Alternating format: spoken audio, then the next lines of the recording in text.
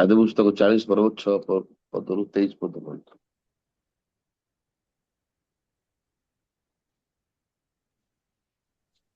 ଆସନ୍ତୁ ବାକ୍ୟକୁ ପଢିବା। ପହରେ ଯୋସେଫ ପ୍ରଭାତରେ ସେମାନଙ୍କ ନିକଟକୁ ଆସିବା ବେଳେ ସେମାନଙ୍କୁ ବିଷଣ୍ଣ ଦେଖିଲେ।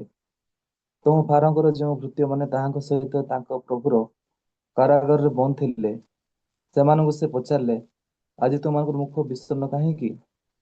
ସେମାନେ କହିଲେ, ଆମେମାନେ ସ୍ୱପ୍ନ ଦେଖିଅଛୁ, ମାତ୍ର ତହିଁର ଅର୍ଥ କରିବାକୁ କେହି ନାହିଁ। ତେବେ ଯୋସେଫ ସେମାନଙ୍କୁ କହିଲେ, ଅର୍ଥ ଜ୍ଞାନ କି ପରମେଶ୍ୱରଙ୍କ ଅଧୀନ ନୁହେଁ? ବିନୟ କରୁଅଛି, ତୁମମାନଙ୍କ ସ୍ୱପ୍ନ ମୋତେ କୁହ। ତ ପ୍ରଧାନ ପାନପାତ୍ର ବାହକ ଯୋସେଫକୁ ଆପଣା ସ୍ୱପ୍ନ କଥା ପ୍ରକାଶ କରି କହିଲା, ଦେଖ, ଗୋଟିଏ ଦ୍ରାକ୍ଷାଲତା ମୋ ସମ୍ମୁଖରେ ଥିଲା। ସେ ଦ୍ରାକ୍ଷାଲତାରେ 3 ଶାଖା ଥିଲା, ପୁଣି ତାହା ପଲ୍ଲବିତ ହୁଅନ୍ତେ ତହିଁରେ ଫୁଲ ଫୁଟିଲା, ଆଉ ସକଳ ପିଣ୍ଡାରେ ଫଳ ହୋଇ ପାଚିଲା। ସେତେବେଳେ ମୋ ହସ୍ତରେ ଫାରାଙ୍କର ପାନପାତ୍ର ଥିବାରୁ ସେହି ପାତ୍ରରେ ମୁଁ ସେହି ଦ୍ରାକ୍ଷା ଫଳ ଘେନି ଚିପୁଡ଼ି ଫାରାଙ୍କର ହସ୍ତରେ ସେହି ପାତ୍ର ଦେଲି। ତହିଁରେ ଯୋସେଫ ତାହାକୁ କହିଲେ, ଏଥିର ଅର୍ଥ ଏହି, 3 ଦିନ ଶାଖାରେ 3 ଦିନ ବୁଝାଏ। 3 ଦିନ ମଧ୍ୟରେ ଫାର ତୁମର ମସ୍ତକ ଉଠାଇ ତୁମକୁ ନିଜ ପଦରେ ପୁନର୍ବାର ନିଯୁକ୍ତ କରିବେ। ତହିଁରେ ତୁମେ ପୂର୍ବପରି ପାନପାତ୍ର ବାହକ ହୋଇ ପୁନର୍ବାର ଫାରଙ୍କର ହସ୍ତରେ ପାନପାତ୍ର ଦେବ। ମାତ୍ର ତୁମର ମଙ୍ଗଳ ହେଲେ ମୋତେ ସ୍ମରଣ କରିବ, ପୁଣି ମୋ ପ୍ରତି ଦୟା କରି ଫାରଙ୍କ ଛାମୁରେ ମୋ ବିଷୟ କହି ମୋତେ ଏହି କାରାଗାରରୁ ମୁକ୍ତ କରିବ। କାରଣ ଏବ୍ରିୟମାନଙ୍କ ଦେଶରୁ ଲୋକମାନେ ମୋତେ ନିତାନ୍ତ ଚୋରି କରି ଆଣିଅଛନ୍ତି, ପୁଣି ଏ ସ୍ଥାନରେ ମଧ୍ୟ ମୁଁ କିଛି କରିନାହିଁ। ତଥାପି ସେମାନେ ମୋତେ ଏହି କାରାକୂପରେ ବନ୍ଦ କରିଅଛନ୍ତି। ତହିଁରେ ସେ ଉତ୍ତମ ଅର୍ଥ କଲେ। ପ୍ରଧାନ ସୁପକାର ଏହା ଦେଖି ଯୋସେଫକୁ କହିଲା, ମୁଁ ମଧ୍ୟ ସ୍ୱପ୍ନ ଦେଖିଅଛି। ଦେଖ, ମୋ ମସ୍ତକ ଉପରେ ଶୁକ୍ଳ ପିଷ୍ଟକର 3ଟି ଡାଲା। ସର୍ବ ଉପର ଡାଲାରେ ଫାରାଙ୍କର ଭୋଜନ ନିମନ୍ତେ ନାନା ପ୍ରକାର ପକୱାନ ଥିଲା, ଆଉ ପକ୍ଷୀଗଣ ଆସି ମୋର ମସ୍ତକରେ ଥିବା ଡାଲାରୁ ତାହା ଘେନି ଖାଇଲେ। ସେତେବେଳେ ଯୋସେଫ ଉତ୍ତର କଲେ, ଏଥିର ଅର୍ଥ ଏହି, 3 ଦିନ ଡାଲାରେ 3 ଦିନ ବୁଝାଏ। 3 ଦିନ ମଧ୍ୟରେ ଫାର ତୁମ ଗାତ୍ରରୁ ତୁମ ମସ୍ତକ ଉଠାଇ ତୁମକୁ ବୃକ୍ଷ ଉପରେ ଟଙ୍ଗାଇବେ, ପୁଣି ପକ୍ଷୀଗଣ ଆସି ତୁମ ଗାତ୍ରରୁ ତୁମ ମାଂସ ଖାଇବେ। ଅନନ୍ତର 3ୟ ଦିନରେ ଫାରଙ୍କର ଜନ୍ମଦିନ ଉପସ୍ଥିତ ହେବାରୁ ସେ ଆପଣା ସମସ୍ତ ଦାସଙ୍କ ନିମନ୍ତେ ଭୋଜ ପ୍ରସ୍ତୁତ କଲେ। ତହିଁରେ ସେ ଆପଣା ସମସ୍ତ ଦାସଙ୍କ ସାକ୍ଷାତରେ ପ୍ରଧାନ ପାନପାତ୍ର ବାହାକର ଓ ପ୍ରଧାନ ସୁପକାରର ମସ୍ତକ ଉଠାଇଲେ। ପୁଣି ଯୋସେଫଙ୍କର କଥିତ ଅର୍ଥ ଅନୁସାରେ ଫାର ପ୍ରଧାନ ପାନପାତ୍ର ବାହକକୁ ତାହାର ନିଜ ପଦରେ ପୁନର୍ବାର ନିଯୁକ୍ତ କଲେ। ତହିଁରେ ସେ ଫାରଙ୍କର ହସ୍ତରେ ପାନପାତ୍ର ଦେବାକୁ ଲାଗିଲା। ମାତ୍ର ସେ ପ୍ରଧାନ ସୁପକାରକୁ ବୃକ୍ଷରେ ଟଙ୍ଗାଇଲେ।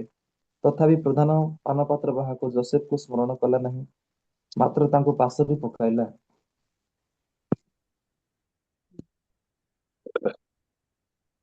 ଏ କାହାଣୀ ଆପଣ ସବୁ ଜାଣିଥିବେ। ତ ବେଶୀ ସମ୍ପୂର୍ଣ୍ଣ ଭାବରେ ଏଟା ବିଷୟ କହିବି ନାହିଁ।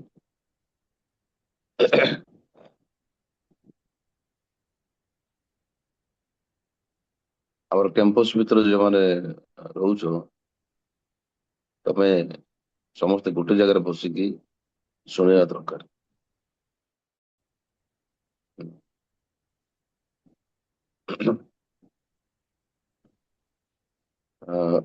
ଆମର ହୃଦୟ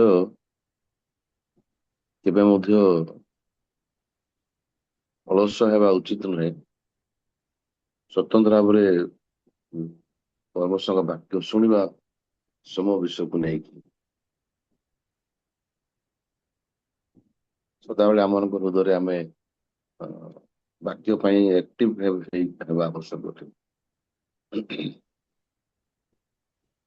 ଆମ ମଣ୍ଡଳୀରେ ପରମେଶ୍ୱର ଆମମାନଙ୍କୁ ବହୁତ ବଡ ସ୍ୱପ୍ନ ଦେଇଛନ୍ତି। ଆଜି ଆମେ ସ୍ୱପ୍ନ ବିଷୟରେ ଟିକେ କଥାବାର୍ତ୍ତା କରିବା। ସେଇଠି ଅନେକ ଲୋକମାନେ ସ୍ୱପ୍ନ ଦେଖନ୍ତି, ଆମେ ବି ଦେଖିଥାଉ, କିନ୍ତୁ ସେଇଠି ଗୋଟେ ସ୍ୱପ୍ନ ଯାହାକି ମନୁଷ୍ୟ ଦେଖିଥାଏ, ଆଉ ସେଇଠି ଗୋଟେ ସ୍ୱପ୍ନ ଯାହାକି ମନୁଷ୍ୟ ପାଇଁ ପରମେଶ୍ୱର ଦେଇଥାନ୍ତି। ମନୁଷ୍ୟ ପାଇଁ ଯୋଉ ସ୍ୱପ୍ନ ପରମେଶ୍ୱର ଦେଇଥାନ୍ତି, ସେ ସ୍ୱପ୍ନ ହଉଛି ପ୍ରକୃତ ସ୍ୱପ୍ନ। କିନ୍ତୁ ମନୁଷ୍ୟ ଯାହା ନିଜ ପାଇଁ ନିଜେ ସ୍ୱପ୍ନ ଦେଖିଥାଏ, ତାହା ଯଦିଓ ତା ପାଇଁ ଭଲ ଲାଗିଥାଏ, ସଠିକ ଲାଗିଥାଏ, କିନ୍ତୁ ତାହା ତାର ଜୀବନରେ ଘଟିବା କି ନ ଘଟିବା କିଛି ଫରକ ନାହିଁ। କିନ୍ତୁ ଅ, ଆମ ଲାଇଫରେ ପରମେଶ୍ୱର କୋଉ ପ୍ରକାର ସ୍ୱପ୍ନ ଦେଇଛନ୍ତି, ତାହା ଅ, ଆମ ମନରେ କେତେ ଭାବରେ ସ୍ଥାପନ ହେଇଛି, କେତେ ପରିମାଣରେ ଏଇଟା ଅ, ମୋ ପାଖରେ ଅଛି, ମୁଁ ରଖିଛି। ଯଦି ଏଇଟା ବଡ ଭାବରେ ସ୍ଥାପନ ହେଇଛି, ତାହେଲେ ମୁଁ ସେ ସ୍ୱପ୍ନ ଯାହାକି ପୂରଣ ହେବା ବିଷୟକୁ ନେଇକି କନସିଡର କରିବି, ମାନେ ମୁଁ ନିରୀକ୍ଷଣ କରିବି, ଆଉ ବହୁତ ମୋର ସମୟ, ମୋର ହୃଦୟକୁ ମୁଁ ସେ ଜାଗାରେ ଢାଳିବି। କିନ୍ତୁ ଅ, ଅଧିକାଂଶ ସମୟରେ ପରମେଶ୍ୱରଙ୍କ ଦେଇଥିବା ସ୍ୱପ୍ନ ଯେତେବେଳେ ଆମ ଦୃଷ୍ଟିରେ ସଫଳ ହେଲା ପରେ ଲାଗିନଥାଏ, ସେ ସମୟରେ ଆମମାନଙ୍କ ହୃଦୟରେ ଆମମାନେ ହତାଶ ହେଇଥାଉ, କି ଆମ ପାଖରେ ବହୁତ ଗୁଡେ ନେଗେଟିଭ ଚିନ୍ତା ଆସିଥାଏ ଯେ କାହିଁକି ଏମିତି ହେଲା ବୋଲି। ତ ଆମେ କେବେ ମଧ୍ୟ ଅ, ଏମିତି ଭାବିବା ଉଚିତ ନୁହେଁ ଯାହାକି ଆମମାନଙ୍କୁ ଠିକ ଲାଗୁଛି। କେମିତି ଆମେ ପରମେଶ୍ୱର ଦେଇଥିବାର ସ୍ୱପ୍ନକୁ ନିଜର କଣ୍ଡିସନକୁ ନେଇକି ଆମେ କମ୍ପେୟାର କରୁଛୁ।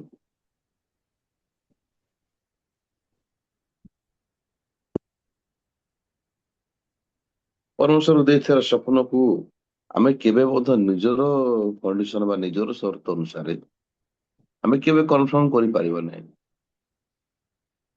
କି ତାର ଅର୍ଥ ବି ନାହିଁ ଯେ ଯଦି କିଛି ବିଷୟ ହଉନାହିଁ, ତାର ଅର୍ଥ ଏହା ନୁହେଁ ଯେ ଆମମାନେ ହତାଶ ହେବା ଆବଶ୍ୟକ। ସେଥିପାଇଁ ଆମମାନଙ୍କ ହୃଦୟରେ ପରମେଶ୍ୱର ଦେଇଥିବା ସ୍ୱପ୍ନ କେବେ ମଧ୍ୟ ବାହାର କରିହବ ନାହିଁ, ବା ଈଶ୍ୱର କେବେ ମଧ୍ୟ ବାହାର କରିବେ ନାହିଁ। ତେଣୁକରି ଏଇ ଜାଗାରେ ପ୍ରକାର ସ୍ୱପ୍ନ ବିଷୟରେ ଲେଖା ହେଇଛି। ଗୋଟେ ହଉଛି ସ୍ୱପ୍ନ ଆଶାର ସ୍ୱପ୍ନ, ଆଉ ହଉଛି ଗୋଟେ ସ୍ୱପ୍ନ ହତାଶର ସ୍ୱପ୍ନ ବା ଅଭିଶାପର ସ୍ୱପ୍ନ। ଗୋଟେ ସ୍ୱପ୍ନ ଗୋଟେ ମଣିଷକୁ ସମସ୍ୟାରୁ ମୁକ୍ତ କରୁଛି, ଆଉ ଗୋଟେ ସ୍ୱପ୍ନ ଗୋଟେ ମଣିଷକୁ ଅଧିକ ସମସ୍ୟାରେ ପକେଇ ଦେଇକି ତାର ଜୀବନ ସରିଯାଉଛି। ତ ବର୍ତ୍ତମାନ ଆମ ଜୀବନ କାଳ ଭିତରେ ମଧ୍ୟ ଆମେ ବହୁତ ବିଷୟ ଗୁଡାକ ସଂଗ୍ରହ କରିବା ପାଇଁ ଚାହିଁଥାଉ। ଆପଣମାନେ ସମସ୍ତେ ଜାଣିଛନ୍ତି ପାନପାତ୍ର ବାହକ କଣ ସ୍ୱପ୍ନ ଦେଖିଲେ, ସୁଫକାର କଣ ସ୍ୱପ୍ନ ଦେଖିଲା। ପାନପାତ୍ର ବାହକର ସ୍ୱପ୍ନରେ ବର୍ତ୍ତମାନ ସେ ଯୋଉ ଦ୍ରାକ୍ଷା ଫଳକୁ ଚିପୁଡିକି ଦ୍ରାକ୍ଷା ରସକୁ ନେଇକି ଫାରୁ ରାଜାଙ୍କ ପାଖକୁ ଯାଉଛନ୍ତି, ସେ ସ୍ୱପ୍ନ ଦେଖିଲେ। ତ ବର୍ତ୍ତମାନ ତିନିଟା ଶାଖାରୁ ବର୍ତ୍ତମାନ ଫଳ ଫଳିଲା, ପାଚିଲା, ହେଲେ ଏ ଦ୍ରାକ୍ଷା ରସ ବିଷୟରେ ଯେତେବେଳେ ଲେଖା ହେଇଛି, ଯୋସେଫ ତାର ଉତ୍ତର ସ୍ୱପ୍ନର ଅର୍ଥ କରିଦଉଛନ୍ତି। ଏ ତିନିଟା ଶାଖା ହଉଛି ତିନି ଦିନ ମଧ୍ୟରେ ରାଜା ଫାର ତମକୁ ପୁନର୍ବାର ନିଯୁକ୍ତ କରିବେ ତମର କର୍ମକ୍ଷେତ୍ର। ତ ବାନପାତ୍ର ବାହାଙ୍କର ସ୍ୱପ୍ନରେ ବର୍ତ୍ତମାନ ସେ ଯେତେବେଳେ ଆଶା ପାଉଛନ୍ତି, ତ ସୁଫକାର ମଧ୍ୟ ବର୍ତ୍ତମାନ ସ୍ୱପ୍ନ ଦେଖୁଛି, ଆଉ କହୁଛି ମୁଁ ବି ସ୍ୱପ୍ନ ଦେଖିଛି। ତ ସ୍ୱତନ୍ତ୍ର ଭାବରେ ଦେଖନ୍ତୁ, ଏଠି ଯଦି ଆମେ ଦେଖିବା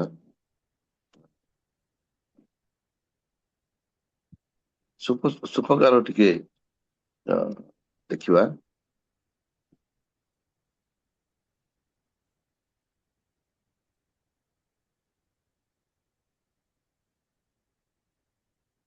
ହୁଁ, 16 ପଦରେ ଦେଖ, ତହିଁରେ ସେ ଉତ୍ତମ ଅର୍ଥ କଲେ। ପ୍ରଧାନ ସୁଫକାର ଏହା ଦେଖି ଯୋସେଫଙ୍କୁ କହିଲା, ମୁଁ ମଧ୍ୟ ସ୍ୱପ୍ନ ଦେଖିଅଛି, ଦେଖ ମୋ ମସ୍ତକ ଉପରେ ଶୁକ୍ଳ ପୃଷ୍ଠକର 3ଟି ଡାଲା,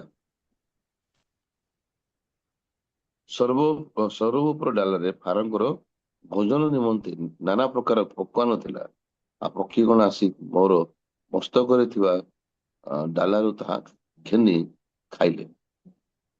ଏବେ ସୁଫକାରର ମସ୍ତକରେ 3ଟି ଡାଲା ଥିଲା, ଆଉ ସେ ଜାଗାରେ କଣ ଥିଲା?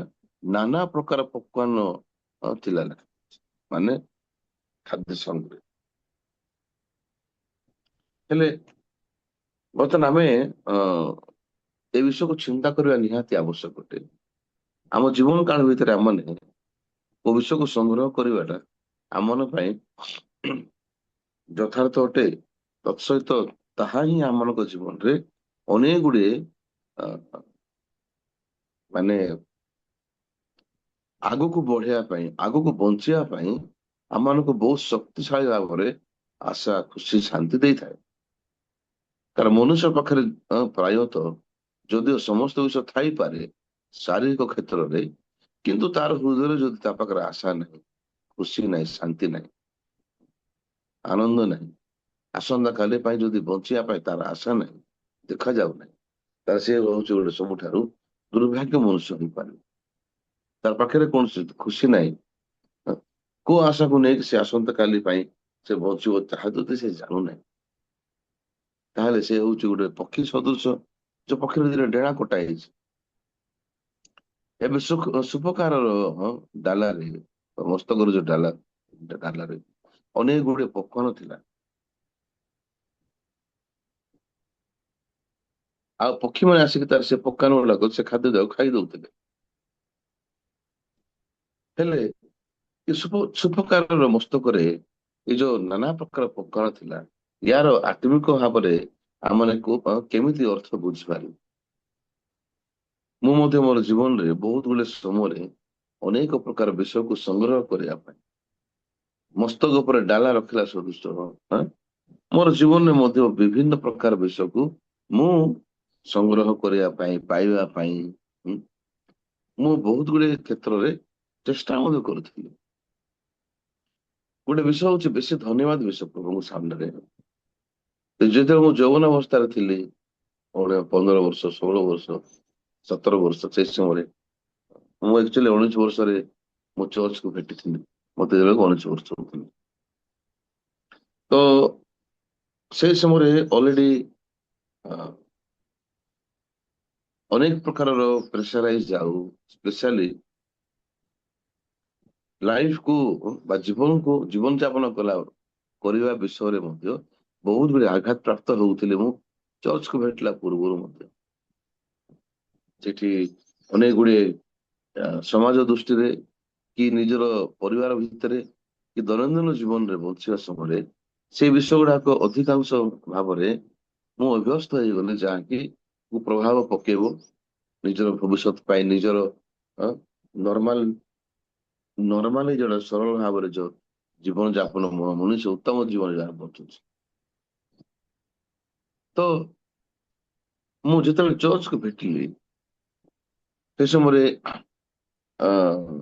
ପରମେଶ୍ୱରଙ୍କର ବାକ୍ୟ ଦ୍ଵାରା ମୁଁ ବହୁତ ଗୁଡେ ବିଷୟର ସମାଧାନ ମୋର ହୃଦୟ ଭିତରେ ହେଲା। ସ୍ୱତନ୍ତ୍ର ଭାବରେ ପୁଡିଆ ହଉ, ସିଗରେଟ ହଉ, ମଦ ହଉ, ତ ଧୀରେ ଧୀରେ ଧୀରେ ଧୀରେ ବାକ୍ୟର ଦୁନିଆ ଭିତରେ ପରମେଶ୍ୱର ମତେ ନେଇକି ଗଲେ।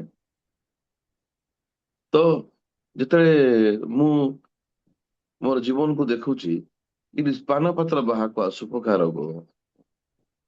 ସ୍ୱପ୍ନ ବିଷୟରେ ମୁଁ ଯେତେବେଳେ କମ୍ପେୟାର କରୁଛି,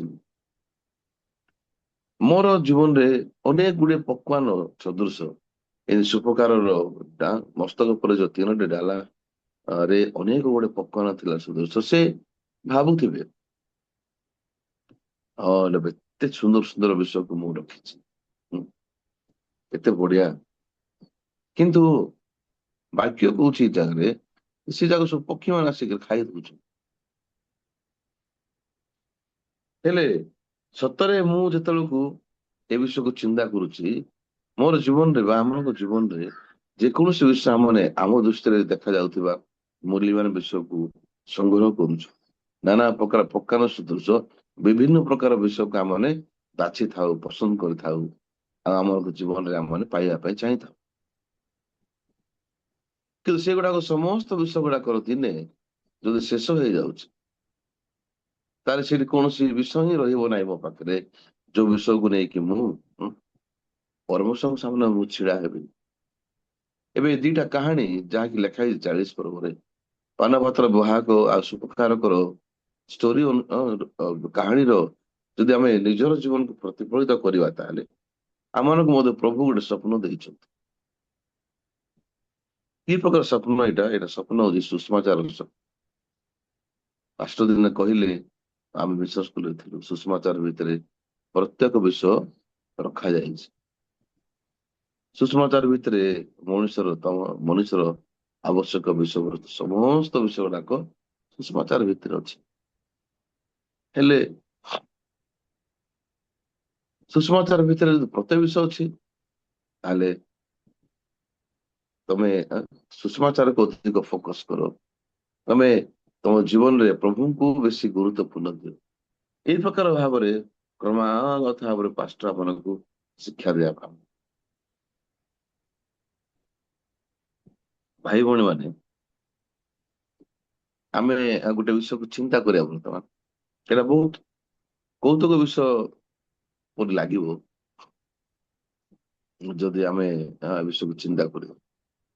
ଆମ ଜୀବନରେ ଆମେ କେମିତି ମାଧ୍ୟମରେ ଆମର ମନରେ ପ୍ରଭୁଙ୍କୁ ବଡ କରିବା।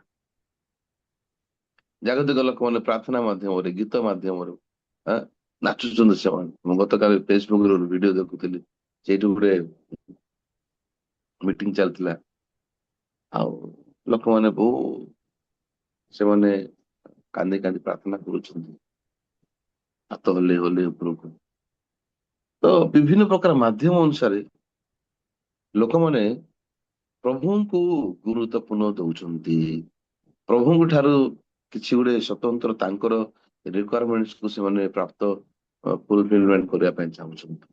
ତ ଆମର ହୃଦୟରେ, ଆମ ଜୀବନରେ ଆମେ କୋଉ ମାଧ୍ୟମରେ ପରମେଶ୍ୱର ବୃହତ ହେବେ? ଆମ ଦାଉଦଙ୍କ ହୃଦୟ ଭିତରେ ଈଶ୍ୱରଙ୍କର ହୃଦୟ, ଈଶ୍ୱରଙ୍କ ବାକ୍ୟ ବଡ ଭାବରେ ଥିଲା, ଯୋଉ ଦ୍ୱାରା ବର୍ତ୍ତମାନ ସେ ବୃହତ ହେଇଥିବା ବା ସେ ବଡ ଭାବରେ ସ୍ଥାପନ ହେଇଥିବା ପରମେଶ୍ୱରକୁ ଦେଖିବା ଯୋଗୁଁ ସେ ଗଲିଆତକୁ ଭୟ କରିପାରିଲେ ନାହିଁ। କେତେ ମୂଲ୍ୟାନ ବିଷୟ! ଶାଉଲଙ୍କର ହୃଦୟ ଭିତରେ ପରମେଶ୍ୱର କେତେ ପରିମାଣରେ ବଡ ଥିଲେ, ଯୋଉ ଦ୍ୱାରା ବର୍ତ୍ତମାନ ସେ ଗଲିଆତକୁ ଦେଖି ଭୟ କରୁଛନ୍ତି। କାରଣ ଗଲିଆତ ଠାରୁ ମଧ୍ୟ ଅଧିକ ବେଶୀ କମ ପରିମାଣରେ ପରମେଶ୍ୱର ତାଙ୍କ ଭିତରେ ସ୍ଥାପନ ଥିଲେ। ମାନେ ମୁଁ କହିବାକୁ ଚାହୁଁଛି, ତାଙ୍କର ହୃଦୟ ଭିତରେ ଯଦି ଗଲିଆତରୁ ଅଧିକ ଶକ୍ତିଶାଳୀ ପରମେଶ୍ୱର ବୋଲି ଯଦି ସ୍ଥାପନ ହେଇଥାନ୍ତେ, ତାହେଲେ କଣ ସେ ଗଲିଆତକୁ ଦେଇକି ଡରିଥାନ୍ତେ? କିନ୍ତୁ ବାହ୍ୟ ଭାବରେ ଦେଖିଲେ ଦାଉଦ ଆଉ ଶାଉଲଙ୍କ ଭିତରେ ଯଦି ଆମେ ବାହ୍ୟ ଭାବ ଯଦି ଆମେ ତୁଳନା କରିବା, ତାହେଲେ ଶାଉଲ ଦାଉଦଙ୍କ ଠାରୁ ଯଥେଷ୍ଟ ବଡ ଡେଙ୍ଗା ଆଉ ଶକ୍ତିଶାଳୀ। ଆଉ ଶାରୀରିକ ଶକ୍ତିକୁ ଯଦି ଆମେ ଯଦି ଦେଖିବା, ତାହେଲେ ଦାଉଦଙ୍କ ଠାରୁ ଶାଉଲଙ୍କ ପାଖରେ ଯଥେଷ୍ଟ ଶକ୍ତି ଥିଲା, କାରଣ ସେ ରାଜା ଥିଲେ ନା। କିନ୍ତୁ ଏଇଟା ଗୋଟେ ବିଷୟ ନାହିଁ ଯାହାକି ବାହ୍ୟ ଭାବରେ କେତେ କାହାର ଶକ୍ତି ଅଛି, ସନ୍ଦେହ ସାମର୍ଥ୍ୟ ଅଛନ୍ତି, ସେମିତି ନୁହେଁ। ଏବେ ହୃଦୟ ଭିତରେ ଯଦି ପରମେଶ୍ୱର ଯଦି ସମସ୍ତ ବିଷୟ ଠାରୁ ଏ ପୃଥିବୀରେ 1 ନମ୍ବର ଜାଗା, ପ୍ରଥମ ସ୍ଥାନ ଯଦି ଆମର ମନରେ ଈଶ୍ୱର ଅଛନ୍ତି, ଆମେ ସେ ଈଶ୍ୱରଙ୍କର ଅନୁସାରେ ପ୍ରତ୍ୟେକ ବିଷୟକୁ ଓଭରକମ୍ ବା ଆମେ ପାର ହେଇପାରିବା। ନାଇଁ ନାଇଁ, ଯଦି ଆମ ଆମ ଭିତରେ ପରମେଶ୍ୱର ଯଦି ବୃହତ ହେଇନାହାନ୍ତି, ଆମେ ଆମେ ଈଶ୍ୱରଙ୍କୁ ଯଦି ଆମେ ଆମ ମନ ଭିତରେ ବୃହତ ଭାବରେ ସ୍ଥାପନ କରାହେଇନାହିଁ, କରିନୁ, ତ ସେଠି ଦୁନିଆର ନିୟମ କଣ? ଏ ଜଗତର ନିୟମ କଣ? ସବୁ ବିଷୟକୁ ଯଦି ଆମେ ଛାଡିବା ଉପରକୁ ନେଇ, ତାହେଲେ ତଳକୁ ପଡୁଛି, ଖସୁଛି। ତାର ଅନ୍ୟ ଅର୍ଥ ଯଦି ଆମେ ଦେଖିବା, ତାହେଲେ ଏ ପୃଥିବୀରେ ଯେପରି ମାଧ୍ୟାକର୍ଷଣ ଶକ୍ତି ଦ୍ୱାରା ପ୍ରତ୍ୟେକ ବିଷୟ ଟାଣିକି ତଳକୁ ଆସୁଛି, ଏ ଜଗତ ମଧ୍ୟ ଆମମାନଙ୍କ ଆଡକୁ କୋଉ ପ୍ରକାର ଦୃଷ୍ଟି, କୋଉ ପ୍ରକାର ଭାବରେ ଆମମାନଙ୍କୁ ଡିଲିଂ କରୁଛି। ଦେଖିବା ବାକ୍ୟରେ ମୁଁ ଦେଖେଇଥିଲି ଗତ ବାକ୍ୟ, ଜହନ ଷୋହଳ ପର୍ବ ଟିକେ ଖୋଲିବା ଆମର।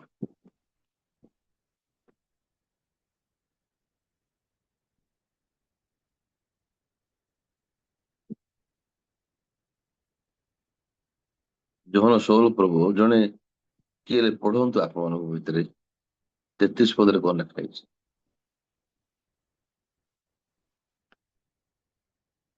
ଯୋହନ 16 ପର୍ବର 33 ପଦ ଜଣେ ଲେଖିଲେ ପଢନ୍ତୁ। ତୁମେମାନେ ଯେପରି ମୋ ଠାରେ ଶାନ୍ତି ପ୍ରାପ୍ତ ହୁଅ, ଏଥି ନିମନ୍ତେ ମୁଁ ତୁମମାନଙ୍କୁ ଏସବୁ ବିଷୟ କହିଅଛି। ଜଗତରେ ତୁମମାନଙ୍କ ନିମନ୍ତେ କ୍ଲେଶ ଅଛି, କିନ୍ତୁ ସାହସ ଧର, ମୁଁ ଜଗତକୁ ଜୟ କରିଅଛି। ହଁ, ଜଗତରେ ତୁମମାନଙ୍କ ନିମନ୍ତେ କଣ ଅଛି ଲେଖା ହେଇଛି? କ୍ଲେଶ ଅଛି। କିନ୍ତୁ ଯୀଶୁ ନିଜ ବିଷୟରେ କହୁଛନ୍ତି, ମୁଁ ଏଇ ସମସ୍ତ ମୁଁ ତମମାନଙ୍କୁ ଏଇ ସବୁ ବିଷୟରେ କହିଅଛି। ଜଗତରେ ତୁମମାନଙ୍କ ନିମନ୍ତେ କ୍ଲେଶ ଅଛି, କିନ୍ତୁ ସାହସ ଧର, ମୁଁ ଜଗତକୁ ଜୟ କରିଅଛି। ଯୀଶୁ ଖ୍ରୀଷ୍ଟ ଜଗତକୁ ଜୟ କରିଅଛନ୍ତି। ହେଲେ ଯୀଶୁ ଖ୍ରୀଷ୍ଟ କେମିତି ଜଗତକୁ ଜୟ କରୁଛନ୍ତି? ଯୀଶୁଙ୍କର ପ୍ରତ୍ୟେକ ମୁହୂର୍ତ୍ତ ଯଦି ଆମେ ମନେ ପକେଇବା ଗୋଟେ ଗୋଟେ ବିଷୟ, କୋଉ ସମୟରେ ଯୀଶୁଙ୍କୁ ବେଶୀ ଆଘାତ, ବହୁତ ଗୁଡେ ସମସ୍ୟା ଗୁଡାକ ଆସିଛି ଜଗତରେ ଥିଲା ସମୟରେ। ଆମେ କାଣ୍ଟାଟାରେ ଦେଖୁଛୁ, ସେ ସୈନ୍ୟମାନେ, ଯାଜକ ମାନେ ସବୁ ଧରିବାକୁ ଯାଉଛନ୍ତି ଯୀଶୁ। ତ ଯୀଶୁଙ୍କୁ ସେଠି ଅନେକ ସମୟରେ ପଥର କାଢିକି ମାରିବା ପାଇଁ ହଉ, ତାଙ୍କୁ ଆଘାତ କରିବା ପାଇଁ, ତାଙ୍କୁ ହତ୍ୟା କରିବା ପାଇଁ ସମୟ ପୂର୍ବରୁ ତାଙ୍କୁ ପରିହାସ କରାଯାଇଛି। ତ ଆମର ଜୀବନରେ ଅଧିକାଂଶ ମାତ୍ରାରେ ଆମେ ଭଲରେ ଜାଣିଛୁ, ଆମେ ଜାଣିଛୁ କୋଉ ଅଂଶରେ ଆମମାନଙ୍କ ହୃଦୟରେ ଆମମାନେ ବେଶୀ ଦୁର୍ବଳ, କୋଉ ବିଷୟକୁ ନେଇକି ଆମମାନଙ୍କ ହୃଦୟ ଭିତରେ ଆମମାନେ ଓଭରକମ କରିବା ପାଇଁ ଆମ ପାଖରେ ପାୱାର ନାହିଁ। ସେଇଠି ଗୋଟେ ଭାଇ ମତେ ମଝିରେ ଫୋନ କଲେ, ପାଷ୍ଟର ମୋ ପାଇଁ ଟିକେ ପ୍ରାର୍ଥନା କରିବୁ। କଣ ପାଇଁ? ମୁଁ ଟିକେ ବେଶୀ ରାଗୁଛି ପାଷ୍ଟର, ରାଗଟି ଯେମିତି କମ ହବ ସେଥିପାଇଁ ମୋ ପାଇଁ ପ୍ରାର୍ଥନା କରିଦେବୁ। ମୁଁ କହିଲି, ଆରେ ଏଇଟା କି କଥା? ମୁଁ ଭାବିଲି ମୁଣ୍ଡ ବଥା ହଉଥିବ, କଣ ଗୋଟେ ରୋଗ ଥିବ, ସମସ୍ୟା ଥିବ, ଦେହ ସମସ୍ୟା ଥିବ। ରାଗକୁ କମ କରିବା ପାଇଁ ପ୍ରାର୍ଥନା କେମିତି କରିଦେବୁ? ତାପରେ ସେ ଭାଇଙ୍କୁ ଟିକେ ମୁଁ ଫେଲୋସିପ କଲି। ତାର ଚିନ୍ତା କରନ୍ତୁ, ଆମେ ଆମ ହୃଦୟ ଭିତରେ ଅନେକ ପ୍ରକାର ବିଷୟକୁ ନେଇକି ବଞ୍ଚିଥାଉ। ଯୀଶୁ କହିଲେ ସମସ୍ତ ବିଷୟକୁ ପାର କରୁଛୁ, ଗୋଟେ ବିଷୟ ମଧ୍ୟ ଛାଡିଲା। ତ ଯେତେବେଳେ ମଧ୍ୟ ଯୀଶୁଙ୍କର ସାମ୍ନାରେ ସମସ୍ୟା, ଆଉ ବହୁତ ଗୁଡେ ତାଡନା, ବହୁତ ଗୁଡେ ପରିହାସ ଜନକ ଅନେକ ବିଷୟ ଗୁଡାକ ସେ ସାମ୍ନା କରିଛନ୍ତି, କିନ୍ତୁ ଆମେ ଅତି ସ୍ପଷ୍ଟ ଭାବରେ ଜାଣିପାରିବା, ଜାଣିଛୁ ମଧ୍ୟ କୋଉ ପ୍ରକାର ମାଧ୍ୟମରେ ଯୀଶୁ ସେଟାକୁ ଓଭରକମ କରୁଛନ୍ତି। ନିଜର ଶାରୀରିକ ଶକ୍ତି ମାଧ୍ୟମରେ, ନିଜର କୌଶଳ ମାଧ୍ୟମରେ, ନାଇଁ ନା, କେମିତି? ଈଶ୍ୱରଙ୍କର ବାକ୍ୟ ଦ୍ୱାରା। ଏବେ ଶୈତାନ ମଧ୍ୟ ଯେତେବେଳେ ମାଥ୍ୟୁ 4 ପର୍ବରେ ଯୀଶୁଙ୍କୁ ଯାଇକି ପରୀକ୍ଷା କରୁଛି ନା, ସେ କାହାଣୀ ଜାଣିଛ ନା ନାଇଁ? ଯୀଶୁଙ୍କୁ ପରୀକ୍ଷା କରି ଯାଉଛି ସେ। ତ ସେ ଜାଗାରେ ଯୀଶୁ ଖ୍ରୀଷ୍ଟଙ୍କୁ ସେ ପ୍ରଶ୍ନ ପଚାରୁଛି, କିନ୍ତୁ ସେ ଜାଗାରେ ମଧ୍ୟ ଯୀଶୁ ଖ୍ରୀଷ୍ଟ ଈଶ୍ୱରଙ୍କ ବାକ୍ୟ ଦ୍ୱାରା ସବୁ ଉତ୍ତର ଦେଇକି ଓଭରକମ କରୁଛନ୍ତି। ହେଲେ ମୁଁ କହିବାକୁ ଚାହୁଁଛି, ଆମମାନଙ୍କ ହୃଦୟରେ ପ୍ରଭୁ କଣ ଚାହାନ୍ତି ଆମକୁ କହିବାକୁ? ପ୍ରଭୁ କହିବାକୁ ଚାହୁଁଛନ୍ତି, ତମ ଭିତରେ ଯଦି ବାକ୍ୟ ବଡ ହେଇ ହେଇ ବୃଦ୍ଧି ପାଇବ, ତମ ଭିତରେ, ତମ ଜୀବନରେ, ତମର ମନରେ ଯଦି ମୁଁ ଯଦି ମାନେ ପରମେଶ୍ୱର ଯଦି ବଡ ହେଇ ହେଇ ବୃଦ୍ଧି ହେବେ, ତାହେଲେ ଅନେକ ବିଷୟର ସମାଧାନ ହେଇପାରିବ ଆମ ଜୀବନରେ, ଯାହାକି ଲମ୍ବା ସମୟ ପର୍ଯ୍ୟନ୍ତ ସମାଧାନ ହେଇପାରୁନଥିବା ବିଷୟ ଗୁଡିକ। ଏବେ ସୁପକାରକର ମସ୍ତକରେ 3ଟି ଡାଲା ଥିଲା, ଆହୁରି ଅନେକ ଗୁଡେ ପକୱାନକୁ ସେ ରଖିଥିଲେ, ତା ପାଖେ ଥିଲା। ସେମିତି ଆମମାନଙ୍କର ଜୀବନରେ ଆମେ ମଧ୍ୟ ବିଭିନ୍ନ ପ୍ରକାର ବିଷୟକୁ ସଂଗ୍ରହ କରିବା ପାଇଁ ଚାହିଁଥାଉ। ଆମକୁ କଣ ପସନ୍ଦ ଲାଗୁଛି, ଆମମାନଙ୍କୁ କଣ ଇଚ୍ଛା ଲାଗୁଛି। ତ ମୁଁ ଯେତେବେଳେ ମୁଁ ଯେତେବେଳେ ଅର୍ଡିନେସନ ପାଇଲି 2005 ମସିହାରେ, ସେଇ ଦିନ ଠାରୁ ଷ୍ଟାର୍ଟ ହେଲା ଆମମାନଙ୍କର ସେକେଣ୍ଡ ଜର୍ଣ୍ଣି। ମିଶନାରୀ ସ୍କୁଲରେ ଆମେ ରହିଲା ପରେ ଆମେ ଦ୍ୱିତୀୟ ଅଧ୍ୟାୟରେ ପହଞ୍ଚିଲୁ, ଯୋଉ ସେବା କାମ କରିବା ପାଇଁ ଆମକୁ ପଠାଇଲେ। ତ ଦୈନନ୍ଦିନ ଜୀବନରେ ସେବା କାମ କଲା ସମୟରେ ପରମେଶ୍ୱର ଦେଇଥିବା ସ୍ୱପ୍ନ ଧୀରେ ଧୀରେ ଲିଭିଗଲା ପରେ ଧୀରେ ଧୀରେ ଅସଫଳ ହେଲା ପରେ ଲାଗିଲା ମତେ ମୋର ଦୃଷ୍ଟିରେ ମୋ ନିଜର ଚିନ୍ତାରେ ମୋ ନିଜର ଜ୍ଞାନରେ ମୋ ନିଜର ମତ ଅନୁସାରେ ମୁଁ ଯେତେବେଳେ ମତେ ହିସାବ ହିସାବ କିତାବ କରୁଥିଲି। ଭାଇ ଭଉଣୀ ମାନେ ଏ ବିଷୟରେ ଚିନ୍ତା କରନ୍ତୁ। ମୋ ଜୀବନରେ ଖରାପ ପରିସ୍ଥିତି କେବେ ମତେ ଈଶ୍ୱର ଦେଇଥିବା ସ୍ୱପ୍ନକୁ ଧୂଳିସାତ କରିପାରିବ କି? କେବେ ବି ନାହିଁ।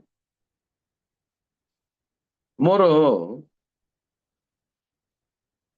ସମସ୍ୟା ମୋର ଦୁର୍ବଳତା କେବେ ମତେ ଈଶ୍ୱର ଦେଇଥିବା ସ୍ୱପ୍ନକୁ ଦୋହଲେଇ ପାରିବ ନାହିଁ। ଦେନ୍ ପରମେଶ୍ୱରଙ୍କର ସ୍ୱପ୍ନ ଯାହାକି ଆମମାନଙ୍କ ଜୀବନରେ ଦେଇଛନ୍ତି ସେ ସ୍ୱପ୍ନକୁ ସଫଳ କରିବା ପାଇଁ କେବଳ ଈଶ୍ୱର ହିଁ ଦାୟିତ୍ୱବାନ। ଆମର ହୃଦୟରେ ଆମେ କେବଳ ଦହଲିବା ଉଚିତ ନୁହେଁ ଆମ ଦୃଷ୍ଟିରେ ଦେଖୁଥିବା ପରିସ୍ଥିତିକୁ ନେଇ। ଯେତେବେଳେ ପାଷ୍ଟର ମାନଙ୍କର ଟ୍ରାନ୍ସଫର ହେଇଥାଏ ତାହେଲେ ସେଇଠି ବହୁତ ଗୁଡେ ଅଂଶରେ କ୍ଷେତ୍ରରେ ଦହଲିବା ମେଟର ଆସିଥାଏ। ଆରେ ଏବେ ମୁଁ କଣ କରିବି? ଏଇଠି ଏତେ ଦିନ ରହିଥିଲି ମୁଁ, ଏବେ ନୂଆ ଜାଗାକୁ ସିଫ୍ଟ ହେଇକି ଯିବାଟା, ଏ ଦୁନିଆକୁ ଛାଡିକି ଯିବାଟା କେମିତି ହବ? ଇଚ୍ଛା ଲାଗୁନାହିଁ, ଭଲ ଲାଗୁନାହିଁ। କାହିଁ ଗୋଟେ ଜାଗାରେ ସେଟଅପ୍ ହେଇକି ଲମ୍ବା ସମୟ ରହିକି ହଠାତ୍ ଯଦି କୁହାଯିବ ନାଇଁ ସେ ଜାଗା ଛାଡିକି ତମେ ଅଲଗା ଜାଗାକୁ ଯାଅ, ତାହେଲେ ଏଇଟା ବେଶୀ କଷ୍ଟ। କିନ୍ତୁ କାହିଁକି ଆମ ଚର୍ଚ୍ଚରେ ପ୍ରଭୁ ଆମକୁ ଟ୍ରାନ୍ସଫର ହେବାଟା ମଧ୍ୟ ଏକ ଗୁରୁତ୍ୱପୂର୍ଣ୍ଣ ଅଂଶ ଆତ୍ମିକ ଜୀବନ ପାଇଁ ଆଉ ସେବା କାମ କରିବା ବାଳକ ମାନଙ୍କ ପାଇଁ। ତାହେଲେ ଆତ୍ମିକ ଜୀବନ ପାଇଁ ହଉ କି ମୋର ବ୍ୟକ୍ତିଗତ ସେବା କାମ କାର୍ଯ୍ୟ ପାଇଁ ହଉ, ହଁ ଯଦି ଟ୍ରାନ୍ସଫର ହେବାଟା ହଉ କି କିଛି ଗୋଟେ ଗୁରୁତ୍ୱପୂର୍ଣ୍ଣ ଭାବରେ ଡିସିସନ ନେବାଟା ହଉ, ନିଷ୍ପତ୍ତି ନେବାଟା, ଏଟା କେତେ ଦୂର ଗୁରୁତ୍ୱପୂର୍ଣ୍ଣ ବିଷୟ। ତାହେଲେ ମୁଁ କହିବାକୁ ଚାହୁଁଛି ଯୋଉ ବିଷୟ ଗୁଡାକ ମତେ ଏଭଏଡ କରିବା ପାଇଁ ଇଚ୍ଛା ଲାଗୁଛି, ଯୋଉ ବିଷୟ ଗୁଡାକ ମତେ ଭଲ ଲାଗୁନାହିଁ, ଯଦି ସେଇ ବିଷୟ ଗୁଡାକ ହିଁ ଯଦି ଈଶ୍ୱର ମୋ ଜୀବନକୁ ଆଣନ୍ତି ତାହେଲେ ମୁଁ କେମିତି ସେଟାକୁ ମ୍ୟାନେଜ କରିପାରେ? ଅଶୋକ କୁହାଗଲା ଲାଷ୍ଟ ଟାଇମ, ତୁ କାହାକୁ ପଚାରିକି ସେ ରୁମକୁ ଗଲୁ ପଚାର। ତାହେଲେ ପାଷ୍ଟର ହେଲା ପରେ କିଛିଟା ବିଷୟ ପରିବର୍ତ୍ତନ ହେବ। ତାହେଲେ ମୁଁ ଯେତେବେଳେ ତାଙ୍କୁ ପଚାରିଲି, ନାଇଁ ପାଷ୍ଟର ମୁଁ ଶୁଣିବା ପାଇଁ ନାଇଁ ଏଠି ମତେ ଭଲ ଲାଗୁନାହିଁ, ମୁଁ ଏଠି ଭଲ ଲାଗୁଛି। ଦେନ୍ ମୁଁ ତାକୁ ଟିକେ ଗାଳି କଲି। କିନ୍ତୁ ଏହାର ଅର୍ଥ ନୁହେଁ ଯେ ମୁଁ ତାଙ୍କୁ ଆକ୍ଷେପ କରିବା ପାଇଁ କହିଲି, କିନ୍ତୁ ଆମ ଜୀବନରେ କୋଉଟା ବେଶୀ ଗୁରୁତ୍ୱପୂର୍ଣ୍ଣ ଅଂଶ ବୋଲି ଆମେ ଜାଣିପାରିବୁ। ଯଦି ଆମ ଜୀବନରେ ଯଦି ଆମେ ପରମେଶ୍ୱର ବଡ ହେବା ଦରକାର ବୋଲି ଭାବୁଛୁ, ଆମେ କଣ ଜାଣିଛୁ ପ୍ରଭୁଙ୍କୁ କେମିତି ବଡ କରିବାଟା ଆମ ଜୀବନରେ ଆମ ହୃଦୟରେ? ବାଇବଲରେ ଲେଆ ଆଉ ରାହେଲ ବିଷୟରେ ଚିନ୍ତା କରନ୍ତୁ। ଯାକୋବ ଲେଆ ଠାରୁ ରାହେଲକୁ ବହୁତ ଭଲ ପାଇଲେ। କାରଣ କଣ? ଯାକୋବଙ୍କ ଦୃଷ୍ଟିରେ ଲେଆ ଆଉ ରାହେଲ ଭିତରେ କୋଉ ସର୍ତ୍ତ ପାଇଁ ସେ ଲେଆକୁ ହେୟଜ୍ଞାନ କରିକି ସେ ରାହେଲକୁ ବେଶୀ ଭଲ ପାଇଲେ? ସେ କଣ ଦୁଇ ଜଣଙ୍କ ଭିତରେ ଆତ୍ମିକତା କୁ କମ୍ପେୟାର କରିକି ରାହେଲ ବେଶୀ ଆତ୍ମିକ ବୋଲି ସେତିକି ସେ ଦୃଷ୍ଟିରେ ତାଙ୍କୁ ବେଶୀ ଅଧିକ ଭଲ ପାଇଲେ କି? ବର୍ତ୍ତମାନ ଯାକୋବଙ୍କର ଦୃଷ୍ଟିରେ, ଯାକୋବଙ୍କ ବିଚାରରେ, ଯାକୋବଙ୍କର ବର୍ତ୍ତମାନ ରାହେଲ ଆହୁରି ଲେଆ ଭିତରେ କମ୍ପାରିଜନ ଯୋଉ କଲେ, ଯେ ରାହେଲକୁ ସେ ଅଧିକ ପସନ୍ଦ କଲେ, ତାର ଅର୍ଥ ନୁହେଁ ସେ ଯେ ବେଶୀ ତାଠୁ ଆତ୍ମିକ କି ସେ ବେଶୀ ପ୍ରଭୁଙ୍କୁ ଜାଣିଛି କି ତା ଭିତରେ ପ୍ରଭୁ ବେଶୀ ବଡ ବୋଲି କହିଛି, ସେମିତି ନାହିଁ। ଯାକୋବଙ୍କ ଦୃଷ୍ଟିରେ ବର୍ତ୍ତମାନ ରାହେଲ ଆଉ ଲେଆ ଭିତରେ ସୁନ୍ଦରତା ଦ୍ଵାରା ସେ କମ୍ପେୟାର କରୁଛି। ନାଇଁ ସୁନ୍ଦରତା ମାଧ୍ୟମରେ ସେ କମ୍ପେୟାର କରିକି ସେ ବାଛୁଛନ୍ତି ରାହେଲକୁ। କିନ୍ତୁ ଭାଇ ଭଉଣୀ ଆପଣ ଚିନ୍ତା କରନ୍ତୁ, ବର୍ତ୍ତମାନ ଯାକୋବଙ୍କ ପାଇଁ ପରମେଶ୍ୱର କଣ ଦେଲେ? ରାହେଲକୁ ପ୍ରଥମେ ଦେଲେ ନା ଲେଆକୁ ଦେଲେ? ଆପଣ ଚିନ୍ତା କରନ୍ତୁ। ପ୍ରଥମେ ରାହେଲକୁ ଦେଇନାହାନ୍ତି, ପରମେଶ୍ୱର ଲେଆଙ୍କୁ ଦେଲେ ନା ନାଇଁ? କିନ୍ତୁ ଯାକୋବ କାହାକୁ ଚାହୁଁଥିଲେ? ଯାକୁ ବର୍ତ୍ତମାନ ରାହେଲକୁ ଚାହୁଁଥିଲେ କାହିଁକି? ସୁନ୍ଦର ବିଷୟ। ତ ଆମ ଜୀବନରେ ରାହେଲ ସଦୃଶ ଦେଖାଯାଉଥିବା ବିଷୟ ଗୁଡାକ ଅଛି। ଆମ ଜୀବନରେ ଲେଆ ପରି ମଧ୍ୟ ବିଷୟ ଗୁଡାକ ଆମ ସାମ୍ନାରେ ଅଛି। ଆମକୁ କିଏ କିଛି କହିବ ନାହିଁ।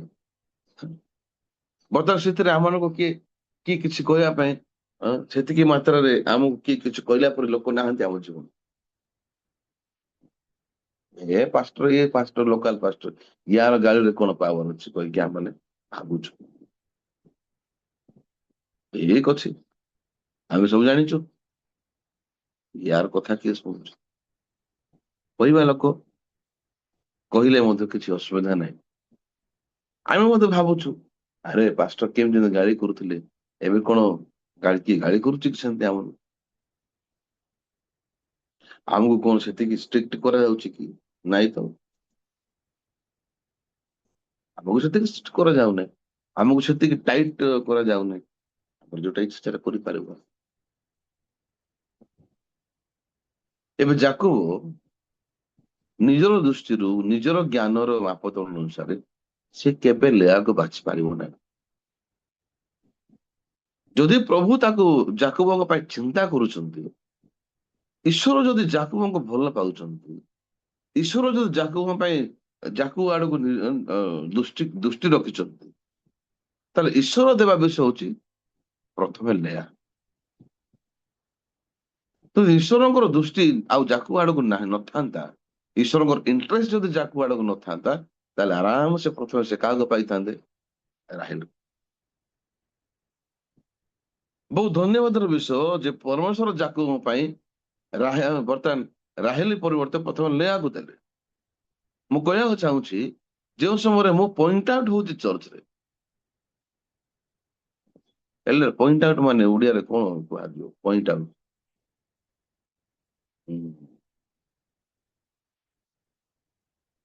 ମାନେ ଜଣକୁ ପଏଣ୍ଟ କର ମାନେ କଣ କହିବେ? ଆକ୍ଷେପ। ହଁ, ଆକ୍ଷେପ ମାନେ ଚର୍ଚ୍ଚରେ ଜଣକୁ ପର୍ଟିକୁଲାର ନିର୍ଦ୍ଦିଷ୍ଟ ଭାବରେ ଆକ୍ଷେପ କରାଯାଉଛି। ହେଲେ ସେଟା ବେଶୀ ଭଲ ତା ପାଇଁ ନା ସେଟା ବେଶୀ ଖରାପ ତା ପାଇଁ, ୟାର ଜ୍ଞାନ ଆମ ପାଖରେ କେତେ ଦୂର ଅଛି। ଏବେ ଯାକୋବ ଯାହା ମଧ୍ୟ ବର୍ତ୍ତମାନ ଚିନ୍ତା କରୁଛନ୍ତି ରାହେଲଙ୍କ ବିଷୟରେ, ସେଥିପାଇଁ ସେ ତାଙ୍କ ମାମୁଁ ଲାବାନ ଘରକୁ ସେ ଗଲେ। 14 ବର୍ଷ ପର୍ଯ୍ୟନ୍ତ, ଟୋଟାଲ 20 ବର୍ଷ, 20 years, 20 ବର୍ଷ ପର୍ଯ୍ୟନ୍ତ ସେ ରାହେଲକୁ ପାଇବା ପାଇଁ ଦାସ କର୍ମ କଲେ, ମେଷ ଚରେ। ବର୍ତ୍ତମାନ ମୁଁ କହିବାକୁ ଚାହୁଁଛି, ବର୍ତ୍ତମାନ ରାହେଲି ଯିଏକି ବାହାରେ ଅସୁନ୍ଦର ଥିଲା, କିନ୍ତୁ ଈଶ୍ୱର କାହିଁକି ତା ଦ୍ଵାରା କାମ କରିପାରିଲେ, ତା ଦ୍ଵାରା କାହିଁକି ପ୍ରଭୁଙ୍କର ଫଳ ଉତ୍ପନ୍ନ ହେଲା? ମନୁଷ୍ୟ ଯୋଉ ବିଷୟକୁ ବେଶୀ ସୁନ୍ଦର ବୋଲି ଜ୍ଞାନ କରୁଛି, ବୁଝୁଛି, ଚାହୁଁଛି ପାଇବା, ଆମ ଜୀବନ କାଳ ଭିତରେ ଅନେକ ଗୁଡେ ସମୟରେ ପ୍ରଭୁ ଆମକୁ ସୁନ୍ଦର ବିଷୟ ନାହିଁ, ଅସୁନ୍ଦର ବିଷୟ ଗୁଡାକୁ ଦେବାକୁ ଚାହୁଁଛୁ।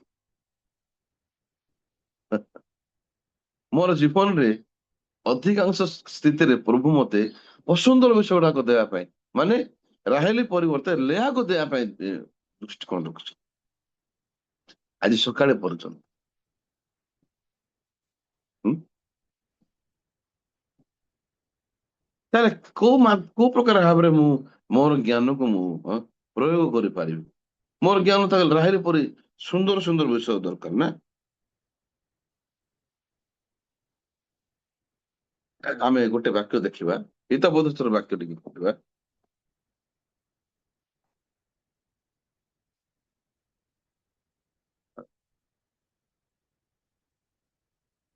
ତାପରେ ମୁଁ ପଢିଥିଲି କି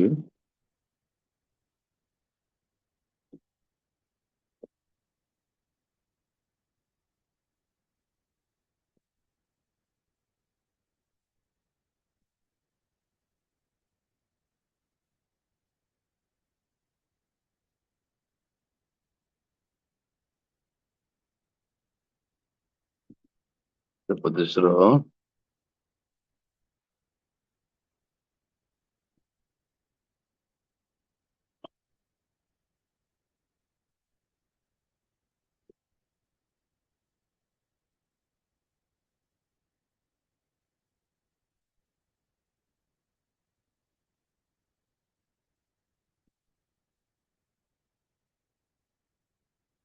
ଆଠ ପର୍ବ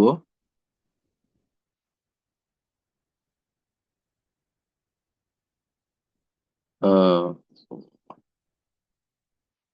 34 ପଦ, 35 ପଦ ଆଉ 36 ପଦ, କିଏ ଜଣେ ପଢନ୍ତୁ। ହିତୋପଦେଶର 8 ପର୍ବର 34, 35, 36 ପଦ।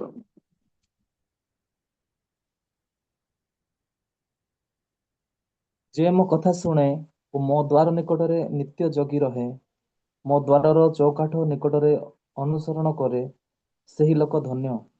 ଯେହେତୁ ଯେ ମୋତେ ପାଏ, ସେ ଜୀବନ ପାଏ ଏବଂ ସଦାପ୍ରଭୁଙ୍କର ଅନୁଗ୍ରହ ପ୍ରାପ୍ତ ହେବ।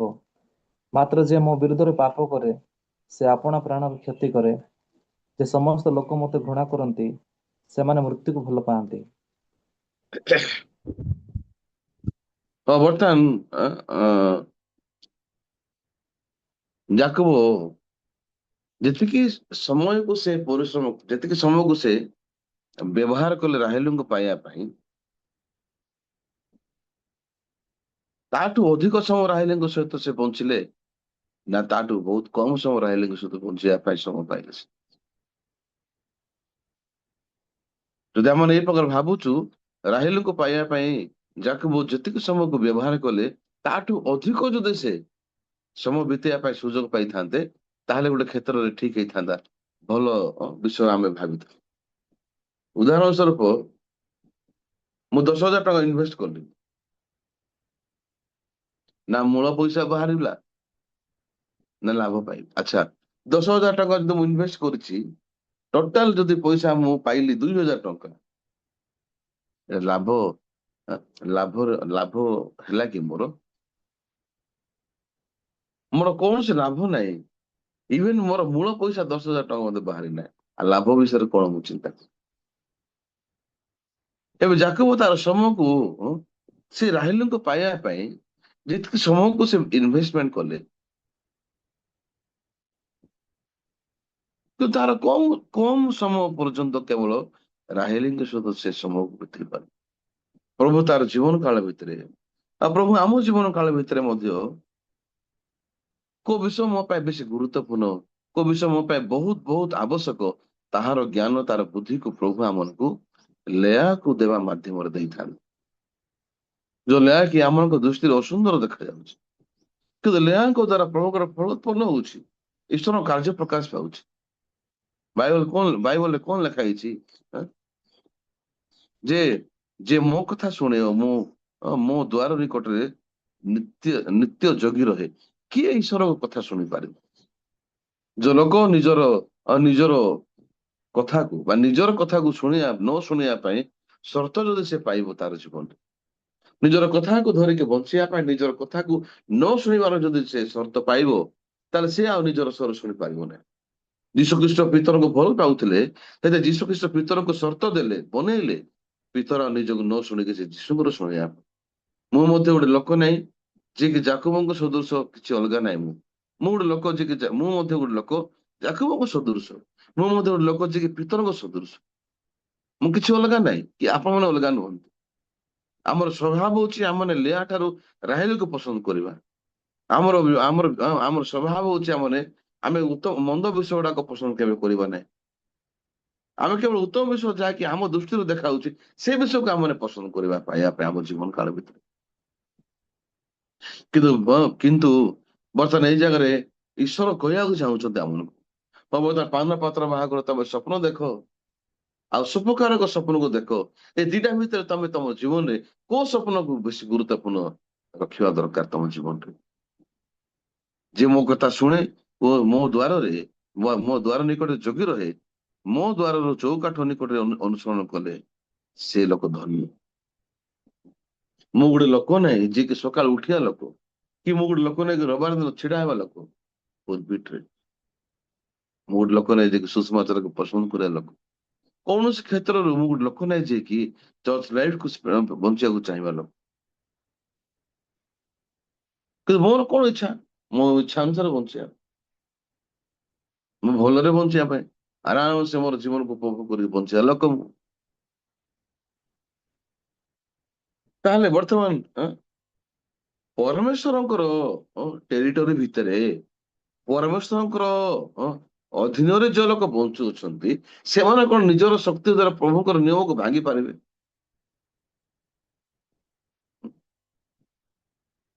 ବର୍ତ୍ତମାନ ଆମେ ନିଜର ଦ୍ଵାରା ଆମେ କେବେ ପ୍ରଭୁଙ୍କର ନିୟମକୁ ଭାଙ୍ଗି ପାରିବା ନାହିଁ, ବା ପ୍ରଭୁଙ୍କର ସ୍ୱପ୍ନକୁ ଆମେ କେ ମଧ୍ୟ ହେୟଜ୍ଞାନ କରିପାରିବା ନାହିଁ। ଯଦି ଆମମାନଙ୍କୁ ଲାଗୁଛି ମୋର ଜୀବନରେ ଆଉ କିଛି ହେବାର ନାହିଁ ବୋଲି, ତାହେଲେ ଗୋଟେ ହିଁ କାରଣ, ଆମେ ସେ ସ୍ୱପ୍ନକୁ ଦେଖିପାରୁନୁ ଯୋଉ ସ୍ୱପ୍ନ କି ପ୍ରଭୁ ଆମ ପାଇଁ ଦେଖି ସାରିଛନ୍ତି, ଯୋଉ ସ୍ୱପ୍ନ କି ପ୍ରଭୁ ଆମ ପାଇଁ ଅଲରେଡି ଦେଇ ସାରିଛନ୍ତି। ହଇରାଣ ହେବାର ଅର୍ଥ ବା କାରଣ ଏହା ନୁହେଁ ଯେ ଈଶ୍ୱର କାମ କରୁନାହାନ୍ତି। ହଇରାଣ ହେବାର ପ୍ରକୃତ ଅର୍ଥ ହଉଛି ଈଶ୍ୱରଙ୍କର କାର୍ଯ୍ୟକୁ ମୁଁ ଦେଖିପାରୁନାହିଁ, ଈଶ୍ୱର ଦେଇଥିବା ସ୍ୱପ୍ନକୁ ମୁଁ ଆଉ ଦେଖିପାରୁନାହିଁ। ହଁ? ସେଥିପାଇଁ ବର୍ତ୍ତମାନ ଯାକବଙ୍କର ଜୀବନରେ ଅନେକ ସମୟ ଧରିକି ସେ ଟାଇମକୁ ସେ ୱେଷ୍ଟ କରୁଛନ୍ତି। ତ ପ୍ରଭୁ ଆପଣଙ୍କର ବ୍ୟକ୍ତିଗତ ଜୀବନରେ କୋଉ ପ୍ରକାର ସ୍ୱପ୍ନ ଦେଇଛନ୍ତି? ଆମମାନଙ୍କର ହୃଦୟରେ, ଆମମାନଙ୍କ ଜୀବନରେ ଯଦି ପ୍ରଭୁ ଯଦି ବୃହତ ହେଇଛି ଯାଉଛନ୍ତି, ଈଶ୍ୱର ଯଦି ମୋ ଭିତରେ ବଡ ହେଇଯିବେ, ତାହେଲେ ଆମର ପ୍ରତ୍ୟେକ ନିଷ୍ପତ୍ତି ଗୁଡାକ, ଆମର ପ୍ରତ୍ୟେକ ଯୋଜନା, ଆମମାନଙ୍କର ଦୈନନ୍ଦିନ ଜୀବନର ଛୋଟ ହଉ ବଡ ହଉ ସମସ୍ତ ବିଷୟ ଆମମାନଙ୍କର ମନରେ ଆମେ ଈଶ୍ୱରଙ୍କ ସ୍ଥାନ ଦେବା। ହଁ, ଆମେ ଈଶ୍ୱରଙ୍କ ଦ୍ଵାରା ଶିଖିପାରିବା ଯେ ରାହେଲି ଠୁ ଅଧିକ ଗୁରୁତ୍ୱପୂର୍ଣ୍ଣ ମାନେ ଈଶ୍ୱର ଆମକୁ ଲେୟାକୁ ଦେବା ପାଇଁ ଚାହୁଁଛନ୍ତି, ଯୋଉ ଲେୟା କି ଅସୁନ୍ଦର ଥିଲା। କିନ୍ତୁ ଯଦି ଆମେ ହୃଦୟକୁ କମ୍ପେୟାର କରିବା, ତାହେଲେ ରାହେଲି ଯେ କି ସୁନ୍ଦର ଥିଲା, ତାର ହୃଦୟ ବେଶୀ ଉଚ୍ଚରେ ଥିଲା। ନ ଶୁଣିବାର ମନ, ଈଶ୍ୱରଙ୍କୁ ଗୁରୁତ୍ୱପୂର୍ଣ୍ଣ ନ ଦେବାର ମନ, ଜଣଙ୍କ ଠାରୁ ନ ଶୁଣିବାର ଚିନ୍ତା। ତ ବର୍ତ୍ତମାନ ମୁଁ ମଧ୍ୟ ନିଜର ସୁନ୍ଦରକୁ ନେଇକି, ନିଜର ଚାଲାକି ନେଇକି ଅନେକ ଗୁଡେ ସମୟରେ ମୁଁ ମଧ୍ୟ ସେଇ ପ୍ରକାର ବଞ୍ଚିକି ଚର୍ଚ୍ଚରେ ଆସିଅଛି, କିନ୍ତୁ ପରମେଶ୍ୱର ମୋଠୁ ଅଧିକ ଶକ୍ତିଶାଳୀ, ପ୍ରଭୁ ମୋ ଠାରୁ ଅଧିକ ବଳବାନ ଅଟନ୍ତି। ସେଥିପାଇଁ ପରମେଶ୍ୱର ମୋର ଜୀବନରେ ରାହେଲିକୁ ବାହାର କରିକି ବର୍ତ୍ତମାନ ପ୍ରଥମେ ପରମେଶ୍ୱର ଲେୟାକୁ ଦେବା ପାଇଁ ଈଶ୍ୱରଙ୍କର ବହୁତ ଆମ ଆଡକୁ ଦୃଷ୍ଟି। କିନ୍ତୁ ଆରେ ମତେ ଭଲ ଲାଗୁନାହିଁ, ମତେ ଠିକ ଲାଗୁନାହିଁ। ସକାଳୁ ଉଠିକି ଦେଖୁଛନ୍ତି ବର୍ତ୍ତମାନ ବର୍ତ୍ତମାନ ଯାକବଙ୍କର ବର୍ତ୍ତମାନ ଖଟରେ କିଏ ଶୋଇଛି? ଲେୟା ଶୋଇଛୁ। ଅନେକ ସମୟରେ ଆମମାନଙ୍କ କାନକୁ ସେଇ ବିଷୟ ସେଇ ଗୁଡାକ ଆମେ ଶୁଣୁଛୁ, ଯାହାକି ଆମକୁ ଆଦୌ ପସନ୍ଦ ଲାଗୁନାହିଁ, ଭଲ ଲାଗୁନାହିଁ। କିନ୍ତୁ ଯଦି ଆମେ ଈଶ୍ୱରଙ୍କର ଚେତାରେ ଯଦି ଆମେ ଭାବିବା, ତାହେଲେ କୋଉ ବିଷୟ ଗୁଡାକ ମୋର ଜୀବନରେ ମତେ ପ୍ରଭୁଙ୍କୁ ବଡ କରିବା ପାଇଁ ସାହାଯ୍ୟ କରିପାରିବ? ନିଜର ସମସ୍ତ ଗୋଟେ ଗୋଟେ ବିଷୟ ଗୁଡାକୁ ଯଦି ଆମମାନେ ପରିତ୍ୟାଗ କରିବା ପାଇଁ, ନିଜର ଧାର୍ମିକତାକୁ ଭାଙ୍ଗିବା ପାଇଁ, ନିଜର ଧାର୍ମିକତାକୁ ତଳେ ପକେଇ ଦେଇକି ଈଶ୍ୱରଙ୍କ ବାକ୍ୟ ଗୁରୁତ୍ୱପୂର୍ଣ୍ଣ ଦେବା ପାଇଁ ପ୍ରଭୁ ଯଦି କାମ କରୁଛନ୍ତି, ଲିଆ ସଦୃଶ ଆମ ଜୀବନରେ ଆଣିବା ପାଇଁ, ପିତରଙ୍କ ସଦୃଶ ଆମମାନଙ୍କୁ ଅସ୍ୱୀକାର କରିବା ପାଇଁ, ଜୁନୁସଙ୍କ ସଦୃଶ ଯିଏକି ଆମକୁ ଜାହାଜରୁ ଯେମିତି ସମୁଦ୍ରରେ ପକା ଦିଆଯାଉଛି, ସେମିତି ଆମମାନଙ୍କୁ ମଧ୍ୟ ପ୍ରଭୁ ଜାହାଜରୁ କାଢିକି ସମୁଦ୍ରରେ ପକେଇଲା ପରି ଆମମାନଙ୍କୁ ସେଇ ପ୍ରକାର ପରିସ୍ଥିତିକୁ ଦଉଛନ୍ତି। ପିତର ଯେପରି ଯୀଶୁଙ୍କୁ ସମସ୍ତଙ୍କ ସାଙ୍ଗେ ଅସ୍ୱୀକାର କରିବା ଦ୍ଵାରା ଲଜ୍ଜିତ ହେଲେ, ସେ ପ୍ରକାର ଲଜ୍ଜା ମଧ୍ୟ ପ୍ରଭୁ ଆମକୁ ଦେଇଥାନ୍ତି। ତ ବର୍ତ୍ତମାନ ଆମ ଜୀବନ କାଳ ଭିତରେ এই ସମସ୍ତ ବିଷୟ ଗୁଡାକ ଯାହା ଆମମାନଙ୍କ ଦୃଷ୍ଟିରେ ମନ୍ଦ ଦେଖାଯାଉଛି, ଯେ ଆମମାନଙ୍କ ଦୃଷ୍ଟିରେ ଭଲ ଦେଖାଯାଉନାହିଁ, ତାହା କଣ ସତରେ ଆମେ ପ୍ରକୃତ ପ୍ରଭୁଙ୍କ ସାମ୍ନାରେ ବୁଦ୍ଧିର ସହ ଯଦି ଆମେ ବିଚାର କରିବା, ଅନୁସନ୍ଧାନ କରିବା, ତାହେଲେ ଆମେ ପାଇପାରିବା ଆମମାନଙ୍କର ଚିନ୍ତାଧାରା ଭୁଲ ଅଟେ, ଆମମାନଙ୍କର ଦୃଷ୍ଟିକୋଣ ପୁରାପୁରି ମନ୍ଦ ଅଟେ, ଆମମାନଙ୍କର ଆମର ସମସ୍ତ ବିଚାର, ଆମମାନଙ୍କ ପ୍ରତ୍ୟେକ ବିଷୟ ଭୁଲ ଅଟେ। ଈଶ୍ୱରଙ୍କର ବିଚାର ହଉଛି ସଠିକ, ଈଶ୍ୱରଙ୍କ ବାକ୍ୟ ହଉଛି ସଠିକ। ମୁଁ କହିବାକୁ ଚାହୁଁଛି, ବର୍ତ୍ତମାନ ଶୁଭକାରକର ପକାନରେ ଡାଲାରେ ଯୋଉ ପକାନ ଗୁଡାକ ଥିଲା, ଖାଦ୍ୟ ଗୁଡାକ ଥିଲା, ପକ୍ଷୀମାନେ ଆସି ଖାଇ ଦଉଛୁ। ଆଜି ଆମମାନଙ୍କ ଭିତରେ ଯଦି ଈଶ୍ୱରଙ୍କୁ ଛାଡିକି ଅନ୍ୟାନ୍ୟ ବିଷୟ ଗୁଡାକ ଯଦି ବୃହତ ହେଇଯାଉଛି, ତାହେଲେ ସେ ସବୁ ବିଷୟ ଗୁଡାକ ମୋ ଭିତରେ ମୋର ହୃଦୟ ଖାଲି ହେଇଯିବ, ଶୂନ୍ୟ ହେଇଯିବ। ତାହେଲେ ହୃଦୟ ଯଦି ଶୂନ୍ୟ ହେଇଗଲା, ତାହେଲେ ହୃଦୟ ଯଦି ଶୂନ୍ୟ ହେଇଗଲା, ନିର୍ଜନ ପରି ହେଇଗଲା, ଅନ୍ଧକାର ହେଇଯିବ, ତାହେଲେ ଯୋସେଫ ଯେମିତି ବର୍ତ୍ତମାନ ଅର୍ଥ କଲେ, ଏଇ 3ଟା ଡାଲା ହଉଛି 3 ଦିନ, ଆଉ ତମ 3 ଦିନ ଭିତରେ ରାଜା ଫାରୋ ତମକୁ ବୃକ୍ଷ ଟଙ୍ଗେଇବେ, ପକ୍ଷୀ ମାନେ ଆସିକି ତମର ମାଂସ ଖାଇବେ। ମତେ କିଏ ମୋର ହୃଦୟରେ ମୋର ଜୀବନରେ ମୋର ରୁଟି କିଏ ଖାଇ ଦଉଛି ଲେଖା ହେଇଛି? କିଏ ସେ ଲୋକ? ମୋର ସୁହୃଦୟ ଲେଖା ହେଇଛି ନା ନାଇଁ? ମୋର ସୁହୃଦୟ କାହାର ନାଁ ଲେଖା ହେଇନାହିଁ। ତାର ବଚସା ମୋ ଆଡକୁ, ତାର ପରିହାସ ମୋ ଆଡକୁ, ତାର ମୋ ଆଡକୁ ନେଗେଟିଭ ଚିନ୍ତା, ମୋର ରୁଟି ଖାଇ ଦଉଛି, ମୋର ଉପରେ ଗୋଇଠା ଉଠେଇଛି, ମତେ ଅଶାନ୍ତି କରୁଛି, ସେମିତି ଲେଖା ହେଇନି ଭାଇ। ମୋର ହିଁ ସୁହୃଦୟ ମତେ ମୋର ରୁଟି ଖାଇ ଦଉଛି, ମାନେ ମୋର ଖୁସି ଶାନ୍ତି ଆଶାକୁ ସେ ଖାଇ ଦଉଛି। ଆଉ ସେ ମୋ ବିରୁଦ୍ଧରେ ଗୋଇଠି ଉଠାଇ ଅଛି ଲେଖା। କିଏ ମତେ ମାରୁଛି? ମୋର ନିଜର ହୃଦୟ ମତେ ମାରୁଛି। ଏ ଦୁନିଆରେ କିଏ ମୋର ଶତ୍ରୁ ନାହିଁ। ଆଁ? ବାଇବଲ ପ୍ରଭୁ ମତେ କହିବାକୁ ଚାହୁଁଛନ୍ତି, ତୋର ଶତ୍ରୁ କିଏ ନାହିଁ, ତୋର ଶତ୍ରୁ ତୋର ନିଜର ସୁହୃଦୟ, ଯାହାକୁ ତୁ ବିଶ୍ୱାସ କରି କରି ଆସିଅଛୁ। ଆମେ ସେଥିପାଇଁ ମୋ ଉପରେ ଅବୁଝା, ମୋ ଉପରେ ବୁଦ୍ଧିହୀନ ଲୋକ, ମୋ ପରି ମୂର୍ଖ ଲୋକ ଲେଆକୁ ପରିତ୍ୟାଗ କରିକି ରାହିଲକୁ ପାଇବା ପାଇଁ ଚାହୁଁଛି। ଉତ୍ତମ ପରିସ୍ଥିତି ଚାହୁଁଛି ମୁଁ, ଉତ୍ତମ ଜୀବନ ଯାପନ କରିବାକୁ ଚାହୁଁଛି ମୁଁ, କିନ୍ତୁ ମୋ ଭିତରେ ପ୍ରଭୁ ବଡ ହେଇପାରିବ ନାହିଁ ସେ ବିଷୟ ଗୁଡାକ ଦ୍ଵାରା। ମୋର ଜୀବନରେ ସମସ୍ୟା, ମୋର ଜୀବନରେ କଷ୍ଟ, ମୋର ଜୀବନ ଅଭାବ, ମୋର ଜୀବନରେ ସେଇ ପ୍ରକାର ସର୍ତ୍ତ ଗୁଡାକ ଯଦି ଆସେ, ଯୋଉ ସର୍ତ୍ତ ଅନୁସାରେ ମୁଁ ବାଧ୍ୟ ହେବି ପ୍ରଭୁଙ୍କ ପାଖକୁ ଯିବା ପାଇଁ, ବାଧ୍ୟ ହେବି ଚର୍ଚ୍ଚର ସ୍ୱର ଶୁଣିବା ପାଇଁ, ତାହେଲେ ତାହା ମୋ ପାଇଁ ଅଭିଶାପ ନାହିଁ, ତାହା ମୋ ପାଇଁ ଆଶୀର୍ବାଦ ଅଟେ।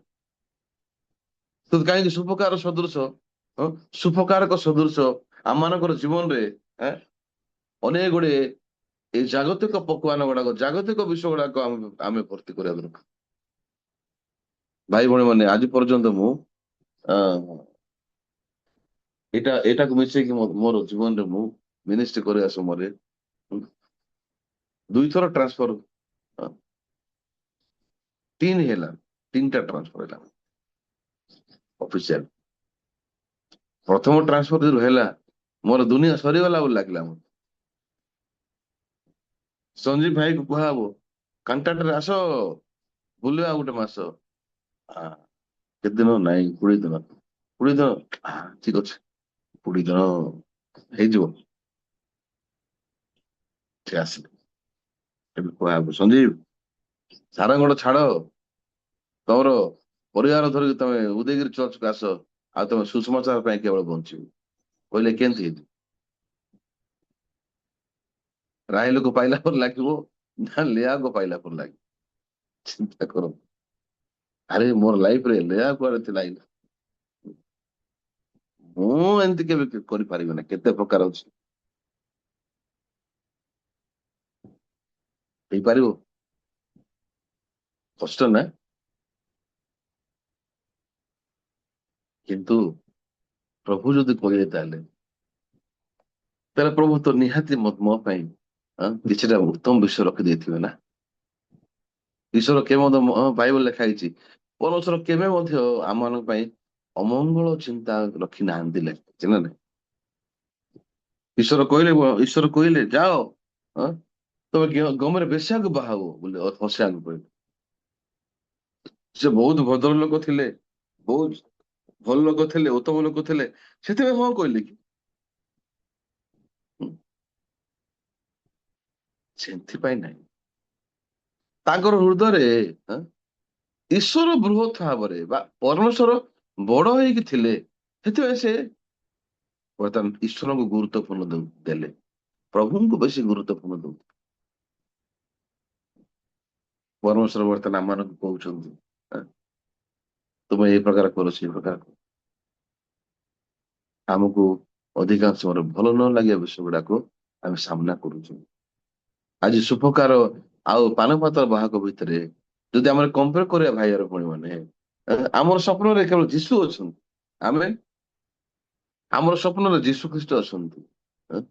ଯଦି ଆମ ସ୍ୱପ୍ନରେ ଯୀଶୁ ଅଛନ୍ତି, ତାହେଲେ ଯୀଶୁ ଖ୍ରୀଷ୍ଟ ଯିଏକି ଆମର ପାଇଁ ସମସ୍ତ ବିଷୟ ପ୍ରସ୍ତୁତ କରିଦେଇଅଛି,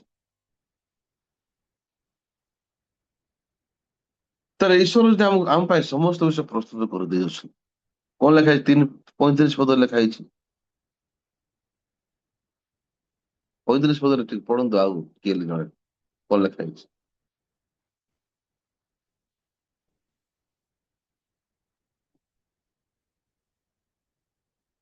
ହିତୋପଦେଶ 8 ପର୍ବର 35 ପଦ କଣ ଲେଖା ହେଇଛି ପଢନ୍ତୁ।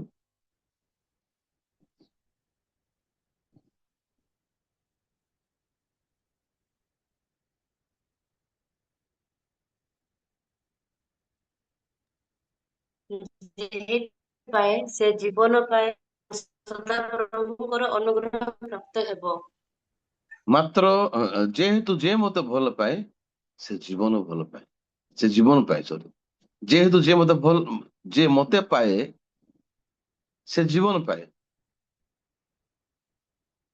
ଏବଂ ସଦାପ୍ରଭୁଙ୍କର ଅନୁଗ୍ରହ ପ୍ରାପ୍ତ ହେବ। ଯେହେତୁ ଯେ ମତେ ପାଏ ମାନେ ଯେ ପରମେଶ୍ୱରଙ୍କୁ ପାଇବ, ତାର ଅନ୍ୟ ଅର୍ଥ ସେ କଣ ପାଇବ? ଜୀବନ ପାଇବ। ହେଲେ ପରମେଶ୍ୱରଙ୍କୁ କେମିତି ପାଇବା? ମାନେ ପରମେଶ୍ୱର ନିଜେ ଆମମାନଙ୍କୁ ସେ ନିଜକୁ ଦେଇଛନ୍ତି। ପ୍ରଭୁ ସେ ନିଜ ଆଡୁ ନିଜକୁ ଦେଇଛନ୍ତି ଆମ ପାଇଁ। ହେଲେ ସେ ଯାଚି ହଉଛନ୍ତି ସଦା ଆମର। ଆମେ ଯଦି ଆମ ଅନୁସାରେ ପ୍ରଭୁଙ୍କୁ ଯଦି ପାଇଥାନ୍ତୁ, ତାହେଲେ ସମସ୍ୟା ହେଇଥାନ୍ତା। ଭଲ ଲାଗିବ ପ୍ରଭୁଙ୍କୁ, ଭଲ ଲାଗିବା ସମୟରେ ପ୍ରଭୁଙ୍କୁ ଭଲ ଭଲ ଭଲ କହିଥାନ୍ତୁ। ଭଲ ନ ଲାଗିବା ସମୟରେ ପ୍ରଭୁଙ୍କୁ ଆମେ କଣ କରିଥାନ୍ତୁ? ପରିତ୍ୟାଗ କରିଥାନ୍ତୁ, ନା ନାଇଁ? ପ୍ରଭୁ ନିଜ ଆଡୁ ସେ ନିଜକୁ ଦେଇଛନ୍ତି, ସେଥିପାଇଁ ଆମେ ତାଙ୍କୁ ପସନ୍ଦ କଲେ ମଧ୍ୟ ନ କଲେ ମଧ୍ୟ ସେ ଆମ ପଛରେ ଲାଗିଛନ୍ତି ସଦା। ସେ ଆମ ପାଇଁ ବେଶୀ ଗୁରୁତ୍ୱପୂର୍ଣ୍ଣ ଭାବରେ ଦୃଷ୍ଟିକୋଣ ରଖିକି ଆମର ପାଇଁ କାମ କରୁଛନ୍ତି, କାରଣ ସେ ନିଜ ଆଡୁ ନିଜକୁ ଦେଇଛନ୍ତି ଆମ। ଲେଖା ହେଇଛି ଯେହେତୁ ଯେ ମତେ ପାଏ ସେ ଜୀବନ ପାଇବ। ତାହେଲେ ଆମର ଜୀବନର ଦୈନନ୍ଦିନ ଜୀବନ କାଳରେ ଆମର ମନରେ କି ଅଧିକ ବଡ ହେବା ଆବଶ୍ୟକ ଅଟେ? ପରମେଶ୍ୱର ବଡ ହେବା ଆବଶ୍ୟକ ଅଟେ। ଆମେ ଯେଉଁ ସାର ଶୈତାନ ସ୍ୱର ଶୁଣିଥାଉ ସମସ୍ତ ବିଷୟକୁ ହରେଇଥାଉ। ଆମେ ଯେଉଁ ସାର ପ୍ରଭୁଙ୍କର ସ୍ୱର ଶୁଣିଥାଉ ସମସ୍ତ ବିଷୟ ପ୍ରାପ୍ତ ହେଇଥାଉ ଆମେ। ସେଥିପାଇଁ 36 ପଦରେ କଣ ଲେଖା ହେଇଛି? ମାତ୍ର ଯେ ମୋ ବିରୁଦ୍ଧରେ ପାପ କରେ ସେ ଆପଣା ପ୍ରାଣର କ୍ଷତି କରେ। ଯେ ସମସ୍ତ ଲୋକ ମତେ ଘୃଣା କରନ୍ତି, ସେମାନେ ମୃତ୍ୟୁକୁ ଭଲ ପାଆନ୍ତି। ହେଲେ ଯେ ମୋ ବିରୁଦ୍ଧରେ ପାପ କରୁଛି ଅର୍ଥ କଣ? ଆମେ ଯେଉଁ ସମୟରେ ଈଶ୍ୱରଙ୍କ ବାକ୍ୟକୁ ଗୁରୁତ୍ୱପୂର୍ଣ୍ଣ ନ ଦେଇ ଆମର ମନରେ ପ୍ରଭୁଙ୍କର ବାକ୍ୟ, ପ୍ରଭୁଙ୍କୁ ବଡ ନ କରି ଯଦି ଆମେ ନିଜର ଶାରୀରିକ ଚିନ୍ତା ଗୁଡାକ, ଶାରୀରିକ ବିଷୟ ଯଦି ଆମମାନଙ୍କ ଭିତରେ ବଡ ହଉଛି, ତାହେଲେ ଏଟା ପ୍ରଭୁଙ୍କର ବିରୁଦ୍ଧରେ ପାପ କଲା ସଦୃଶ ସମାନ। ସେ ଆପଣା ପ୍ରାଣର କ୍ଷତି କରୁଛି। ନିଜର ଚିନ୍ତାକୁ ବିଶ୍ୱାସ କରି ବଞ୍ଚିବାର ଫଳାଫଳ ହଉଛି ନିଜର ପ୍ରାଣକୁ କ୍ଷତି କରିବାଟା। ନିଜର ଶରୀର ଅନୁସାରେ ବଞ୍ଚିବାର ଫଳାଫଳ ହଉଛି ନିଜର ପ୍ରାଣର କ୍ଷତି କରିବାଟା। ମୁଁ ଯେଉଁ ସମୟରେ ସଦାପ୍ରଭୁଙ୍କ ବାକ୍ୟକୁ ଶୁଣୁନାହିଁ, ମୁଁ ଯେଉଁ ସମୟରେ ମଣ୍ଡଳୀର ସ୍ୱର ଶୁଣୁନାହିଁ, ତାର ଅନ୍ୟ ଅର୍ଥ ହଉଛି ମୋର ପ୍ରାଣକୁ ମୁଁ କ୍ଷତି କରୁଛି।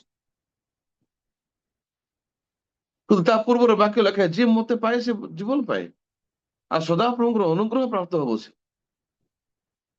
ଯେ ସମସ୍ତ ଲୋକ ମତେ ଘୃଣା କରନ୍ତି ସେମାନେ ମୃତ୍ୟୁକୁ ଭଲ ପାଆନ୍ତି। ଈଶ୍ୱରକୁ ଘୃଣା କରିବା ବିଷୟ କଣ? ପ୍ରଭୁଙ୍କୁ ବିଶ୍ୱାସ କରିବାର ମାତ୍ରା ବହୁତ କମ ଆମମାନଙ୍କ ଜୀବନରେ। ଆମ ହୃଦୟ ମଣ୍ଡଳୀ, ପ୍ରଭୁଙ୍କର ଦାସ, ଈଶ୍ୱର ଆମ ପାଇଁ ଗୋଟେ ସାଧାରଣ ଭାବରେ ଆମେ ବିଚାର କରିଥାଉ। ବାକ୍ୟକୁ ଆମର ସେତେ ଗୁରୁତ୍ୱପୂର୍ଣ୍ଣ ଦେଇନଥାଉ, କିନ୍ତୁ ପରମେଶ୍ୱର ଚାହୁଁଛନ୍ତି ଗୋଟେ ବିଷୟ କହିବା ପାଇଁ, ଯେ ମୁଁ ତମ ପାଇଁ ସଦାବେଳେ ଲାଭ ଚାହୁଁଛି। କିନ୍ତୁ ମୁଁ ଯୋଉ ତମକୁ ଲାଭ କରିବା ପାଇଁ ଚାହୁଁଛି, ତମ ପାଇଁ ସେଟା କ୍ଷତି ପରେ ଲାଗୁଛି। ସେଥିପାଇଁ ସୁପକାରକର ଡାଲାରେ ବା ମସ୍ତକର ଡାଲାରେ ପକ୍ୱାନ ସୁନ୍ଦର ଦେଖାଯାଉଥିବ, ପକ୍ଷୀ ମାନେ ଆସି ଖାଇ ଦଉଛୁ। ଆମର ଚିନ୍ତା, ଆମର ନିଜର ଯୋଜନା, ଆମର ଇଚ୍ଛା, ଆମର ପସନ୍ଦ ଆମକୁ ଭଲ ଦେଖାଯାଉଛି, ମାତ୍ର ତାହା ସବୁ ଶୂନ୍ୟ ହେଇଯିବ, କିଛି ବି ରହିବ ନାହିଁ। ସେଥିପାଇଁ ଆମର ଜୀବନରେ କୋଉ ପ୍ରକାର ସ୍ୱପ୍ନକୁ ଆମେ ରଖିବା ଦରକାର। ଈଶ୍ୱର ଦେଇଥିବା ସ୍ୱପ୍ନ, ଯଦିଓ ସେଟା ଲେଆ ପରି ଲାଗୁଛି, ଯଦି ମତେ ଜାହାଜ ବାହାର କରିକି ସମୁଦ୍ରରେ ପକେଇଲା ପରି ଲାଗୁଛି, ଯଦି ମତେ ତୁଚ୍ଛୀକୃତ ହେଲା ପରି ଲାଗୁଛି,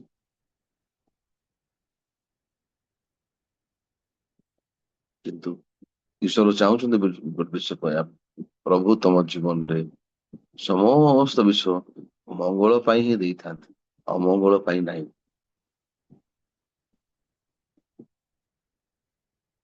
ଆଜି ଆମ ଜୀବନ କାଳ ଭିତରେ ପ୍ରଭୁ ଆମକୁ ଅମଙ୍ଗଳର ବିଷୟ ନାହିଁ, ମଙ୍ଗଳର ବିଷୟ ଚିନ୍ତା କରିଥାଏ। ସେଥିପାଇଁ ଆମର ଜୀବନରେ, ଆମର ହୃଦୟରେ ଏ ସ୍ୱପ୍ନ ବଡ ହେବା ଆବଶ୍ୟକ, ଯୋଉ ସ୍ୱପ୍ନ ପ୍ରଭୁ ଆମ ପାଇଁ ଦେଇଛନ୍ତି। ଆତ୍ମିକ ଜୀବନ ଆମ ପାଇଁ ବେଶୀ ମୂଲ୍ୟବାନ ଅଟେ। ଚର୍ଚ୍ଚର ଲାଇଫ ହଉଛି ଆମ ପାଇଁ ବେଶୀ ମୂଲ୍ୟବାନ। ପାଷ୍ଟରଙ୍କ ସହିତ ଜଡିତ ହେଇକି ବଞ୍ଚିବାର ଲାଇଫ ହଉଛି ବେଶୀ ମୂଲ୍ୟବାନ। ବାକ୍ୟ ଦ୍ୱାରା ବଞ୍ଚିବାର ଜୀବନ ଯାପନ ହଉଛି ବେଶୀ ଆଶୀର୍ବାଦ ଜନକ। ନିଜର ପ୍ରାଣକୁ କ୍ଷତି କରିବାର ବୁଦ୍ଧି ଜ୍ଞାନ ନ ଧରୁ ଆମମାନେ, ନିଜର ପ୍ରାଣକୁ କ୍ଷତି କରିବାର ବିଷୟ ଗୁଡାକ ଆମ ପାଖରେ ନ ରହିବା ଆବଶ୍ୟକ। କିନ୍ତୁ ପରମେଶ୍ୱର ଚାହୁଁଛନ୍ତି ଆମମାନଙ୍କୁ କଣ ଦେବା ପାଇଁ? ଆମମାନଙ୍କୁ ଉତ୍ତମ ବିଷୟ ଦେବା ପାଇଁ। ପ୍ରଭୁ ଚାହୁଁଛନ୍ତି ଆମମାନଙ୍କ ଜୀବନରେ ଅନେକ ଗୁଡେ ବିଷୟ ଦେବା ପାଇଁ, ଯାହାକି ଆମର ପାଇଁ ସୁନ୍ଦର ଭାବରେ ଖୁସିରେ ଆନନ୍ଦ ସହକାରେ ବଞ୍ଚିବା।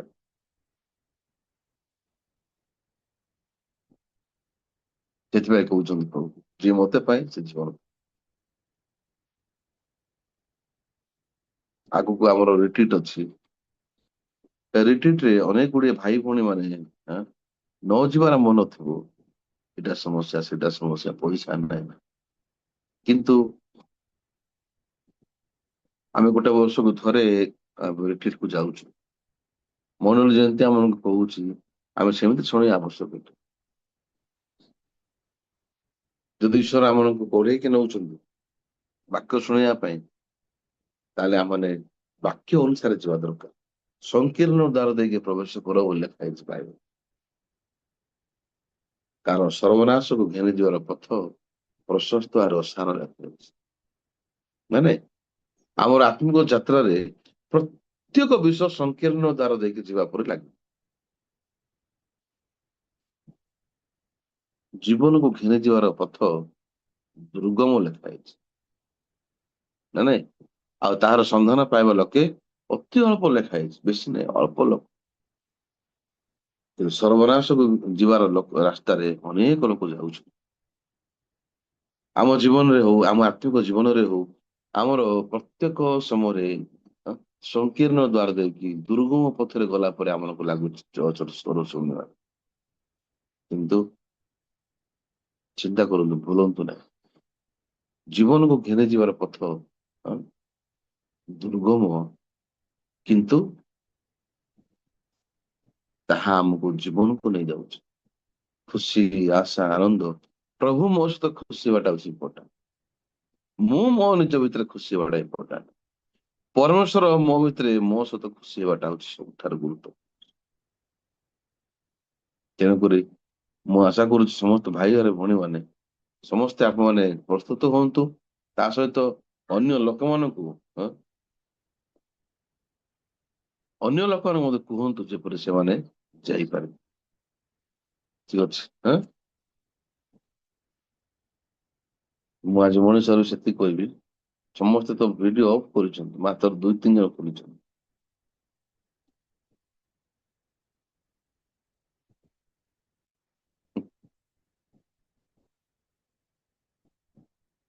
ଆମର ଭାଇ ମାନେ ସକାଳେ ଉଠିକି ବାକ୍ୟ ଶୁଣିବା ପାଇଁ ଜୁମ୍ ଅନ୍ କରିକି ଶିଖନ୍ତୁ।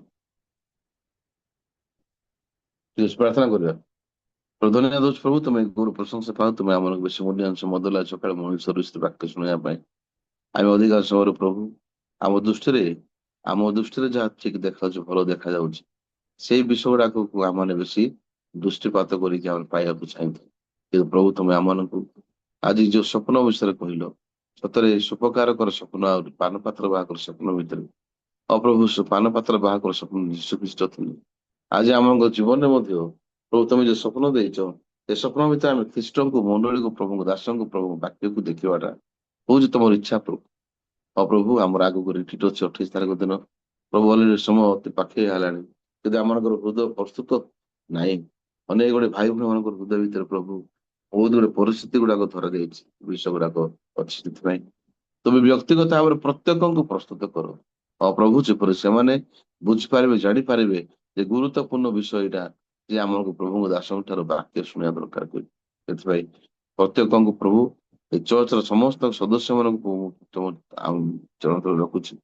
ତାଙ୍କୁ ପ୍ରଥମେ ହୃଦୟ ଦିଅ, ଆଜି ଯେପରି ସେମାନେ ସେ ହୃଦୟ ଅନୁସାରେ ଚାଳିତ ହେବେ।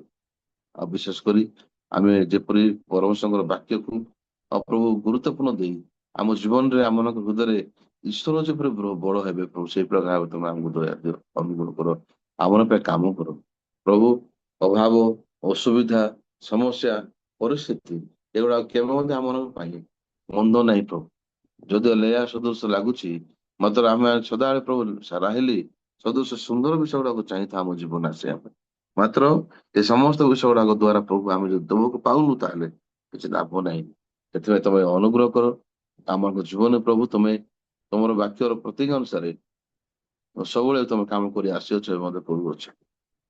ଆଉ ଆମେ ଖୁସି ଅଛୁ, ଧନ୍ୟବାଦ ଅଟୁ ତମେ ଆମମାନଙ୍କ ସକାଳୁ ଉଠିକି ବାକ୍ୟ ଶୁଣିଲେ ବୋଲି। এই ପ୍ରାର୍ଥନା ଯୀଶୁ ଖ୍ରୀଷ୍ଟଙ୍କ ନାମରେ ମାଗିଲି, ଆମେନ୍।